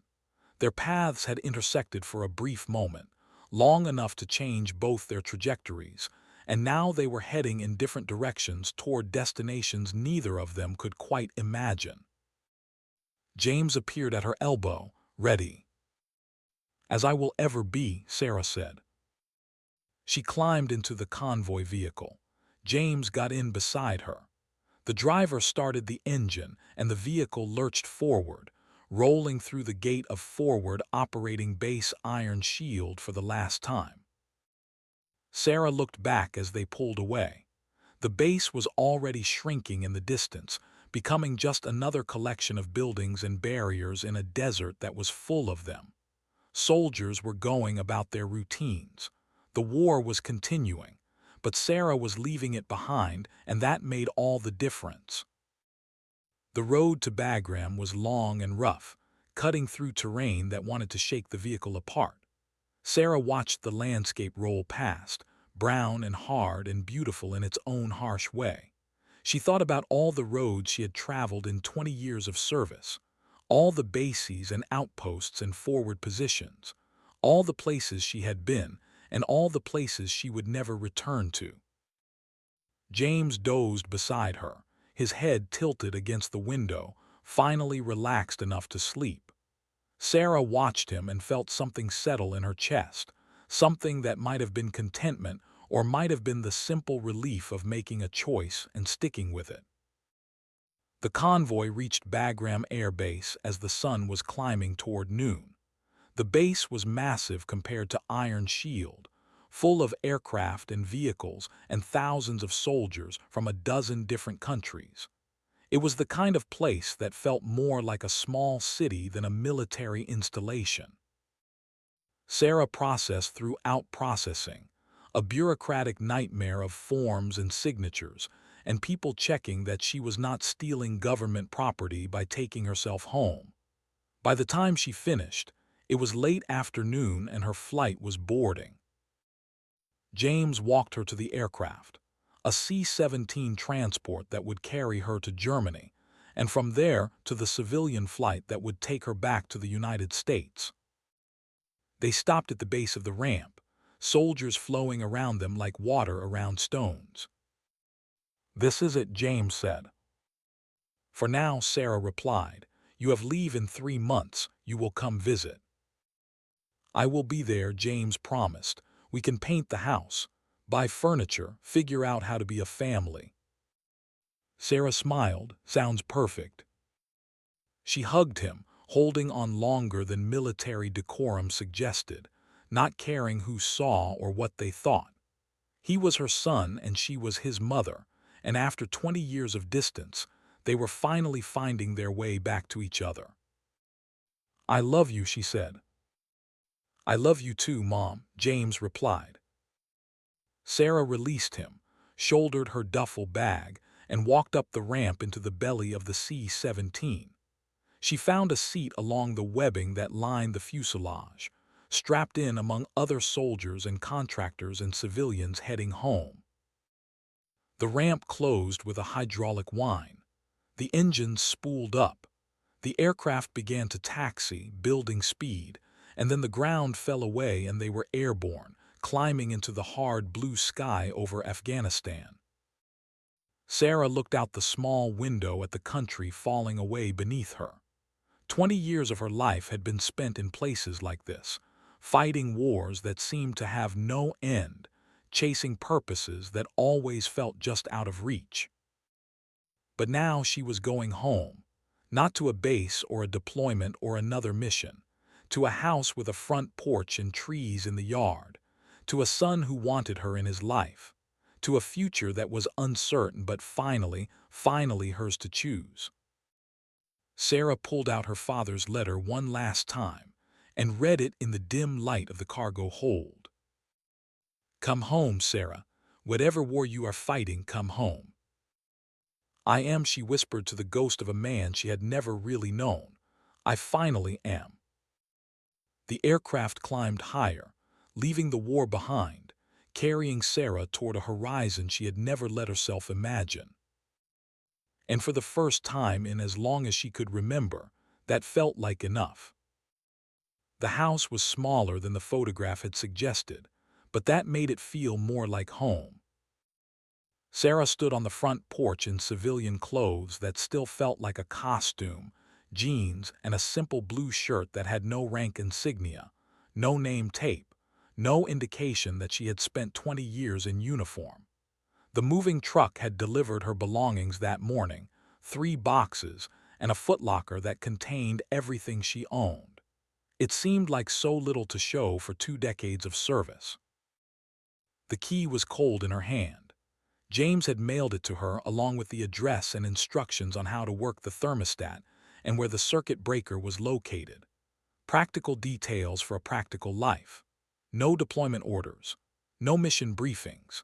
Just a house on a quiet street in Silver Spring, Maryland, where the trees were turning gold and red with autumn, and the neighbors walked dogs and pushed strollers and lived lives that had nothing to do with war. Sarah unlocked the door and stepped inside. The house smelled like fresh paint and new carpet and possibility. The rooms were empty except for a single piece of furniture in the living room, a worn leather chair that Sarah recognized immediately. It had belonged to her father. Her mother had kept it for 40 years, unable to sit in it but unable to throw it away. And when she died 5 years ago, Sarah had put it in storage because she had no home to put it in. Now here it was, waiting for her, delivered by James who understood things without needing them explained. Sarah sat in the chair. The leather creaked, familiar despite the decades. She could almost smell the cigarettes her father had smoked, almost hear the sound of his voice reading her bedtime stories she was too young to remember. For 40 years this chair had been a monument to absence. Now it was just a place to sit. She sat there for a long time, watching the afternoon light move across empty walls, listening to the house settle around her, learning the sounds of peace. The knock on the door came 3 days later, when Sarah was still trying to figure out where to put furniture she had not bought yet, and how to fill time that stretched endlessly without formations or missions, or the structured routine of military life.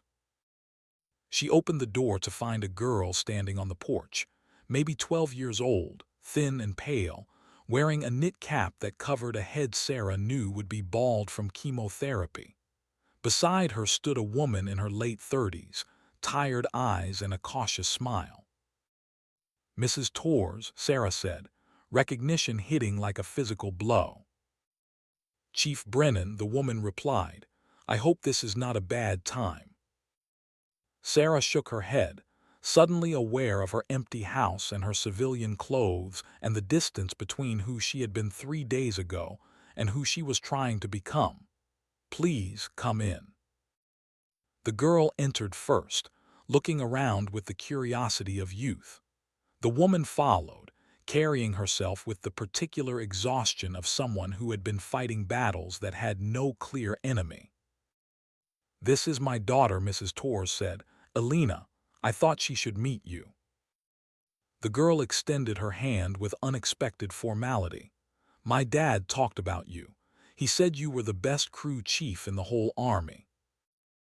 Sarah took the small hand, feeling the fragility beneath the grip. Your dad was kind. I was just doing my job. He said you saved his life, Alina continued, multiple times. Sarah felt her throat tighten, and he saved mine more than once. They sat in the living room, Sarah in her father's chair, Mrs. Torres and Alina on the floor because there was nowhere else to sit. The awkwardness of the empty house made the visit feel surreal, like a scene from someone else's life. Miguel told me what you did, Mrs. Torres said, flying into enemy territory unarmed, talking down a man who wanted everyone dead. He said it was the bravest thing he had ever seen. I was terrified the entire time, Sarah admitted. That is what makes it brave, Mrs. Torres said. She reached out and took her daughter's hand. And because you did that, because you chose talking instead of fighting, Alina still has one parent. I know Miguel is gone. I know nothing brings him back. But you gave us a chance to say goodbye instead of just getting a flag and a letter. Sarah did not know what to say to that. The weight of Tor's death still sat heavy on her chest, one more name on a list that was too long to carry. Alina was watching her with eyes that seemed older than 12. Are you okay? The girl asked. The question was so direct, so unexpected that Sarah almost laughed. I do not know yet. My mom says it is okay not to be okay, Alina said. She says healing takes time and you have to be patient with yourself. Your mom is very wise, Sarah said. Alina smiled. She is pretty smart for a mom. Mrs. Torres squeezed her daughter's hand. We brought you something. We thought you might want it. She pulled out a photograph, creased from handling, and passed it to Sarah. It showed Torres in his flight suit, standing next to an Apache, grinning at the camera with the kind of joy that suggested the photo had been taken on a good day when everyone was still alive. That was taken 2 days before he died, Mrs. Torres said. He emailed it to me, said it was for Alina to remember him by, but I made copies. I thought you might want one. Sarah held the photograph, seeing Torres as he had been, full of life and hope and the certainty that he would make it home. Thank you. There is something else, Mrs. Torres continued. The army is flying Miguel's body back to Texas next month. We are having a funeral. I would like you to be there, if you can. Sarah looked at the photograph, at Tor's smile, at the man who had died trying to save a helicopter, because that was who he was, someone who saw a problem and fixed it regardless of the cost. I will be there, Sarah said. Alina brightened. Will you tell stories about my dad, the real ones, not the ones the army tells at funerals?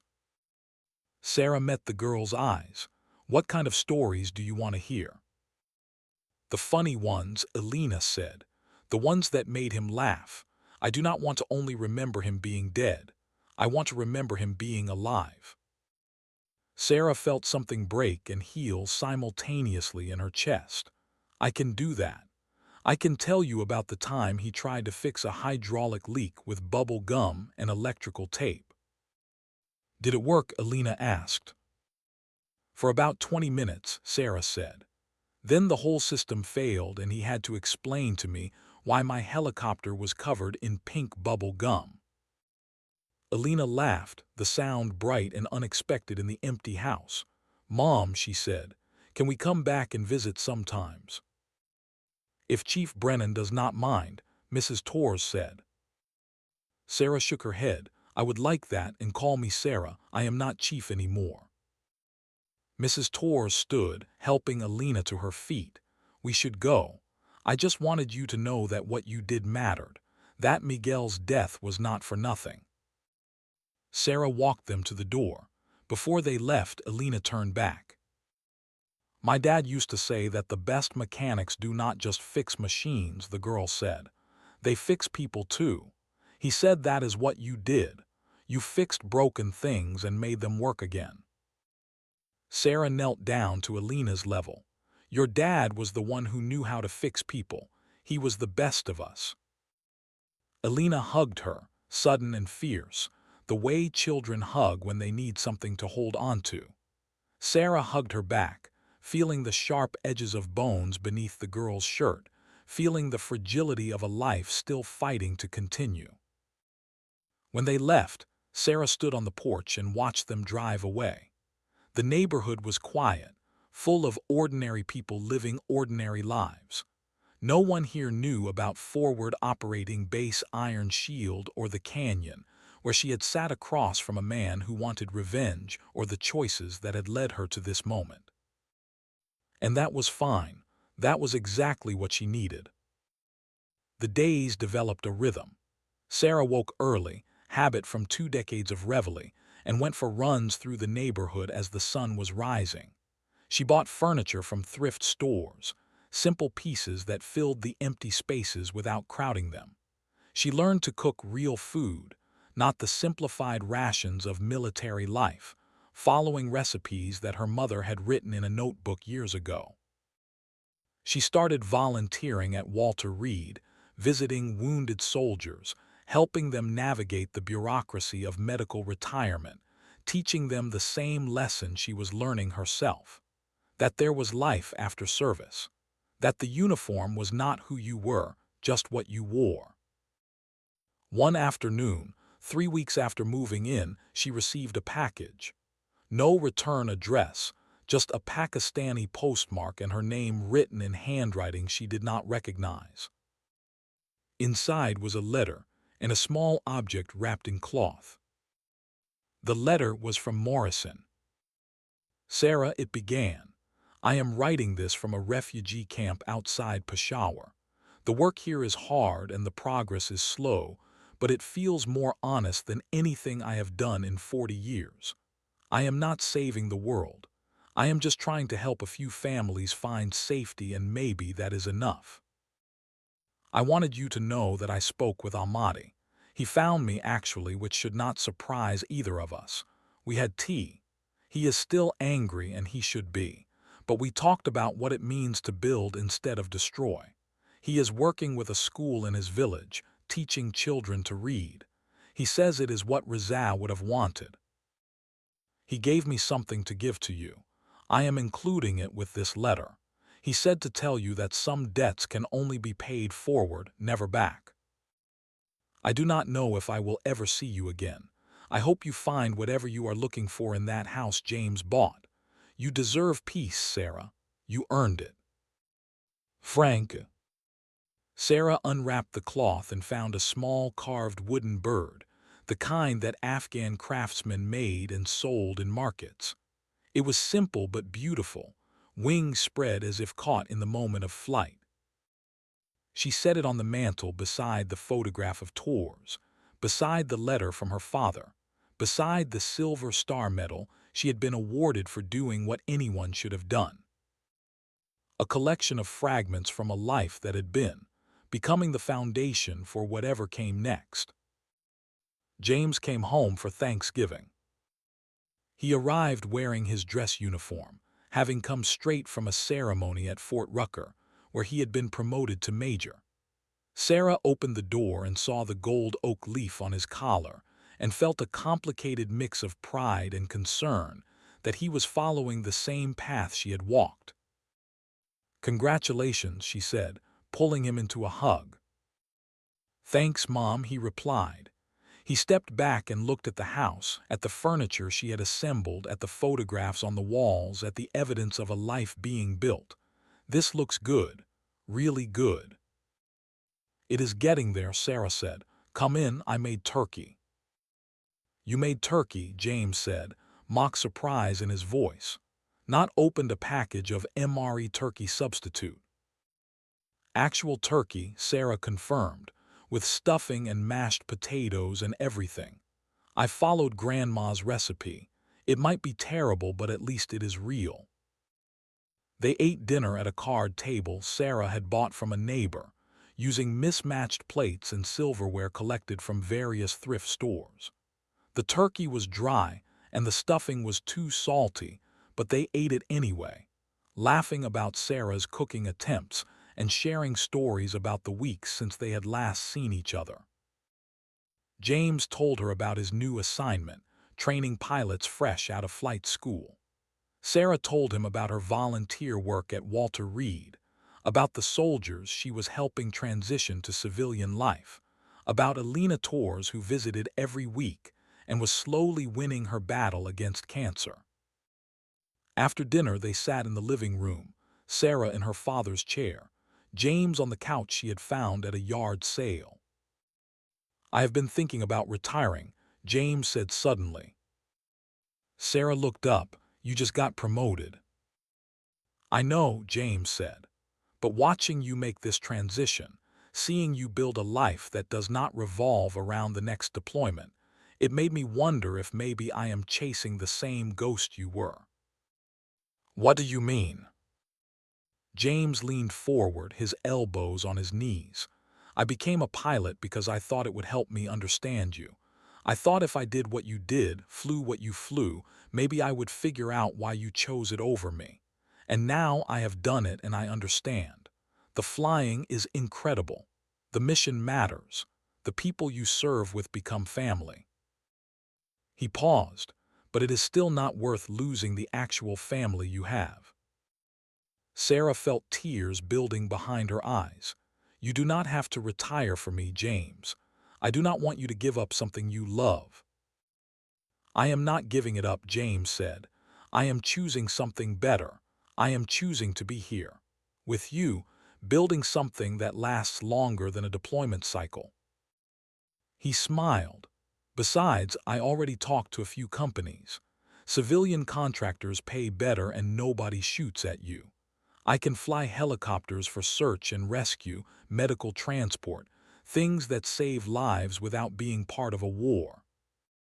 Sarah crossed the room and sat beside him on the couch. "When?" "My contract is up in 6 months," James said. "I am not re-enlisting. By this time next year I will be a civilian, living here, learning to cook terrible turkey with my mom." Sarah laughed through tears. "I would like that." "Me too," James said. They sat together in the quiet house, planning a future that did not involve wars or deployments or the constant threat of loss. For the first time in Sarah's adult life, the horizon stretched out without the shadow of conflict darkening it. It should have felt like victory. Instead, it felt like being given permission to breathe after holding your breath for 20 years. The funeral was held on a cold December morning in Fort Hood, Texas, where Torres had done his basic training before deploying to the wars that had defined his adult life. Sarah flew down with James, both of them in dress uniform, both of them carrying the weight of saying goodbye to someone who had deserved better than to die fixing a machine while rockets fell around him. The chapel was full. Torres had touched more lives than Sarah had realized, had been the kind of soldier who made everyone around him better just by existing. His wife sat in the front row, Alina beside her, both of them dressed in black, both of them crying with the kind of grief that would take years to heal. The chaplain spoke about sacrifice and service and the price of freedom. Other soldiers spoke about Torres' skill as a mechanic, his loyalty as a friend, his courage under fire. Then it was Sarah's turn. She walked to the podium, looking out at the assembled mourners, seeing faces she recognized from Afghanistan and faces she had never seen before. She had prepared remarks, something formal and appropriate, but when she opened her mouth, different words came out. "Miguel Torres saved my life," she began, not with a grand gesture or a heroic sacrifice, though he was capable of both. "He saved my life by reminding me what it meant to be human in the middle of a war." She told them about Tor's daughter, about the way he had talked about her fight against cancer with hope instead of despair. She told them about his terrible jokes and his insistence on making terrible coffee just to annoy everyone. She told them about the time he had tried to fix a hydraulic leak with bubble gum and how he had laughed when it failed instead of getting angry. And she told them about his last act, trying to save a helicopter while knowing the risk, doing it anyway because that was who he was. Someone who saw something broken and tried to fix it. Miguel once told me, Sarah said, her voice breaking slightly, that the best mechanics do not just fix machines. They fix people. They take something that is broken and damaged and they make it work again. He did that for me. He did that for everyone who knew him. And even though he is gone, the things he fixed continue to work. She looked at Alina, sitting in the front row, bald and thin and alive. That includes his daughter, who is here because of the choices Miguel made, who is fighting and winning because she learned from her father that giving up is not an option. Sarah stepped away from the podium. The chaplain said a final prayer. The honor guard fired 3 volleys into the cold December sky. A bugler played taps, the notes hanging in the air like grief made audible. They folded the flag and presented it to Mrs. Torres, who clutched it like it could bring her husband back. Afterward, at the reception, Alina found Sarah standing alone near the window. "Thank you," the girl said, "for the stories, for remembering him the right way." Sarah knelt down. "Your dad made it easy. He was worth remembering." Alina reached into her pocket and pulled out a small object. She held it out to Sarah. The wooden bird that Ahmadi had sent, the one Sarah had left on her mantle in Maryland. "I wanted to give this back to you," Alina said. "Mom told me what it means, that some debts can only be paid forward, and I thought maybe I should pay forward what you did for my mom, by giving you this." Sarah shook her head gently. "You keep it. Let it remind you that your dad helped people fly, even when he could not fly himself." Alina hugged the bird to her chest. "Will you come visit us again?" "As often as you want," Sarah promised. The girl smiled and ran back to her mother, leaving Sarah alone with her thoughts and the sound of people sharing memories of a man who had died too young. James appeared at her elbow. "You did good, Mom. Those stories were what he would have wanted." Sarah nodded. "I am going to miss him." "Me too," James said, "but at least we got to know him. Some soldiers die and nobody remembers who they really were. Miguel will not be forgotten." They stood together watching the reception, watching people laugh and cry and celebrate a life that had mattered. And Sarah understood that this was the real memorial, not the formal service or the folded flag, but the people who carried Torres forward in their stories, in their memories, in the ways he had changed them. That was the legacy worth leaving. Spring came to Maryland with the gentleness of a promise kept. Sarah stood in her backyard, watching cherry blossoms drift across the lawn like snow, and thought about all the springs she had missed while deployed. 20 years of seasons passing without her, cycles of life and death and renewal that had continued whether she was present or not. But she was present now. The garden she had planted was beginning to grow, tomatoes and peppers and herbs that would be ready to harvest by summer. She had learned their names, learned how much water they needed, learned the patience required to watch something grow instead of the urgency of constant crisis response. James was inside, assembling furniture for the 3rd bedroom. He had given his notice to the Army 2 months ago and was finishing his terminal leave by helping Sarah transform the house into something that felt permanent. His apartment was already packed, his civilian job already lined up. By June, he would be living here full-time, starting his new life. Sarah's phone rang. She did not recognize the number but answered anyway. "Sarah Brennan," she said. "Sarah," the voice on the other end was rough with emotion and distance. "This is Frank Morrison." Sarah sat down on the porch steps. "Frank, is everything okay?" "I am calling from Pakistan," Morrison said. "I wanted to tell you something before you heard it somewhere else." Ahmadi is dead. Sarah felt the words hit like a physical blow. What happened? Heart attack, Morrison said, 3 days ago. He was teaching at the school he helped build, surrounded by children. He collapsed and died before the ambulance could arrive. There was a long pause. Sarah could hear wind in the background, could imagine Morrison standing in some dusty refugee camp halfway around the world, carrying news of another death in a war that never truly ended. He left a letter, Morrison continued, for me, for you, for his students.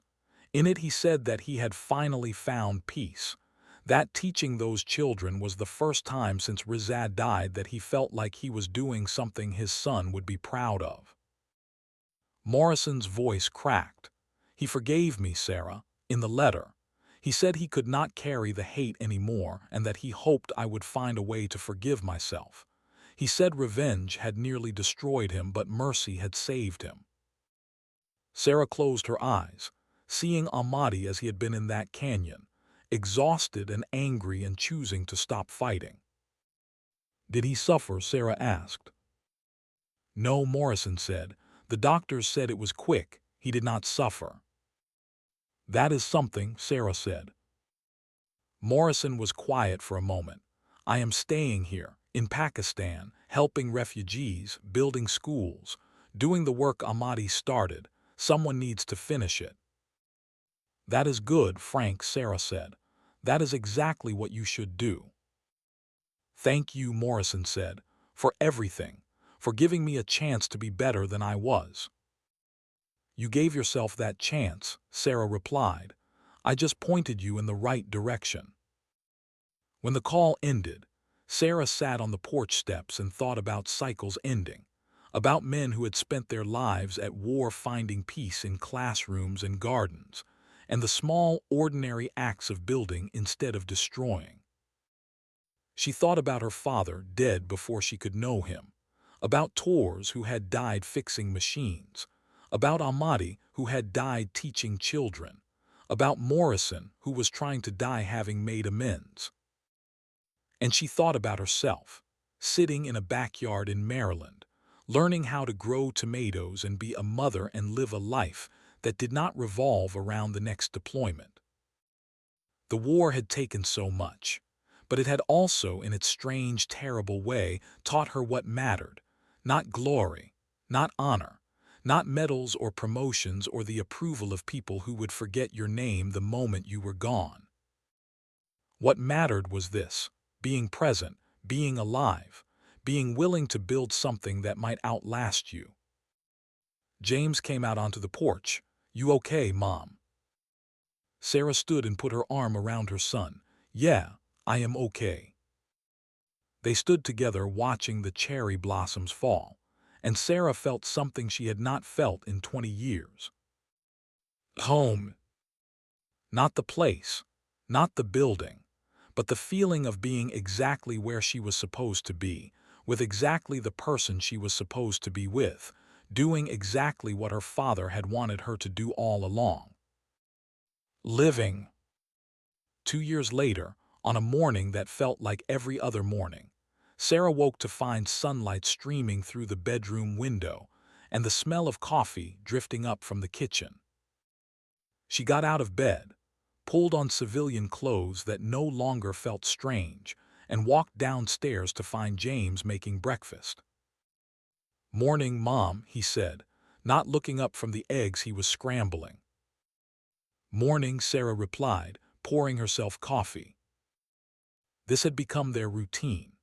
James worked as a helicopter pilot for a medical transport company, flying trauma patients from accident scenes to hospitals, saving lives without having to kill anyone in the process. Sarah volunteered at Walter Reed 3 days a week and taught community college classes on aircraft maintenance the other 2 days. They had dinner together most nights, trading stories about their days, living the ordinary life that had once seemed impossible. The doorbell rang. Sarah answered it to find Alina Tors standing on the porch, now 14 years old, hair grown back, eyes bright with health and the particular energy of a teenager who had beaten cancer and decided to make every day count. "Morning, Miss Sarah," Alina said. "Is Major James ready?" James appeared behind Sarah, grabbing his keys. "Ready when you are." Every Saturday, James took Alina up in one of the medical helicopters, teaching her to fly, helping her pursue the dream her father had planted. She was too young to get her license yet, but James was making sure that when she turned 16, she would be ready. "You are spoiling her," Sarah said, the same thing she said every Saturday.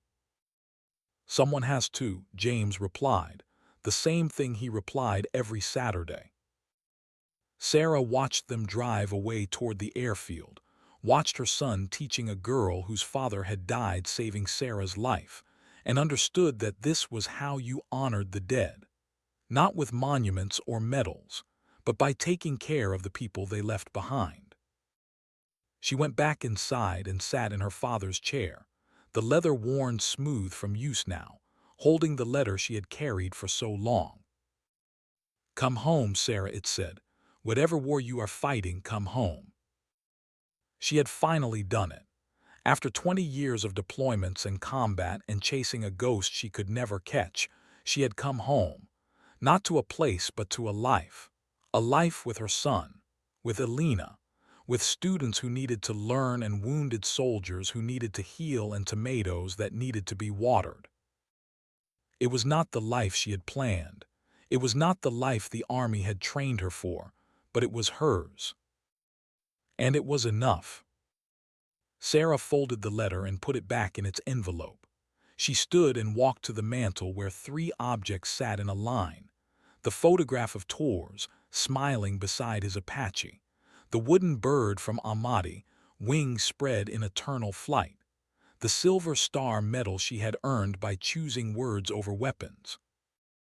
She picked up the bird and held it in her palm, feeling the smooth wood, the careful craftsmanship, the weight of everything it represented. "Some debts can only be paid forward," Ahmadi had said. Sarah carried the bird upstairs to the 3rd bedroom, the one James had prepared for whatever came next. She set it on the dresser, beside a stack of children's books she had been collecting. Because 3 months ago, James had told her he was getting married. To a woman he had met at work, a paramedic who flew the same routes he did, who understood the call of helping people without needing them to bleed for it. And 6 months from now, they would have a child, Sarah's first grandchild. A girl they had already decided, who would be named Alina Brennan, in honor of children who had died and children who had survived, and the unbreakable thread that connected them all. Sarah stood in the empty room that would soon be a nursery and thought about her father, about the letter he had written 40 years ago, about the life he had wanted for her. She thought he would be proud, not of the medals, not of the wars, but of this, the choice to stop fighting, the courage to come home, the willingness to build a life that honored the dead by celebrating the living. Outside, spring was giving way to summer. The garden was growing. The neighborhood was alive with the sound of children playing. The war continued somewhere as it always would, but it was someone else's war now. Sarah's war was over. And standing in that empty room, holding a wooden bird carved by a man who had chosen mercy over revenge, Sarah understood what her father had known all along. The best soldiers are not the ones who die for their country. They are the ones who live for their families. She set the bird on the windowsill where the morning light would touch it, where it would watch over the child, who would be born into a world shaped by the choices of soldiers who had learned, finally, to choose peace. And then Sarah Brennan, former Chief Warrant Officer 4, former crew chief, former warrior, went downstairs to water her tomatoes and wait for her son to come home. Because that, in the end, was what coming home meant. Not the end of the story. just the beginning of the life that came after. To everyone who served, who waited, or who's still finding their way home, this one's for you. Sarah's story isn't just about war. It's about the battles we fight with ourselves long after we take off the uniform, the guilt we carry, the families we neglect, the peace we think we don't deserve. What hit me hardest? That 40-year-old letter. One father's words, written in 1972, saving his daughter in 2013. Question for you veterans out there. What would your letter say to the next generation? Drop it below. Let's honor those who never got to write theirs. Hit subscribe if you want more stories that matter.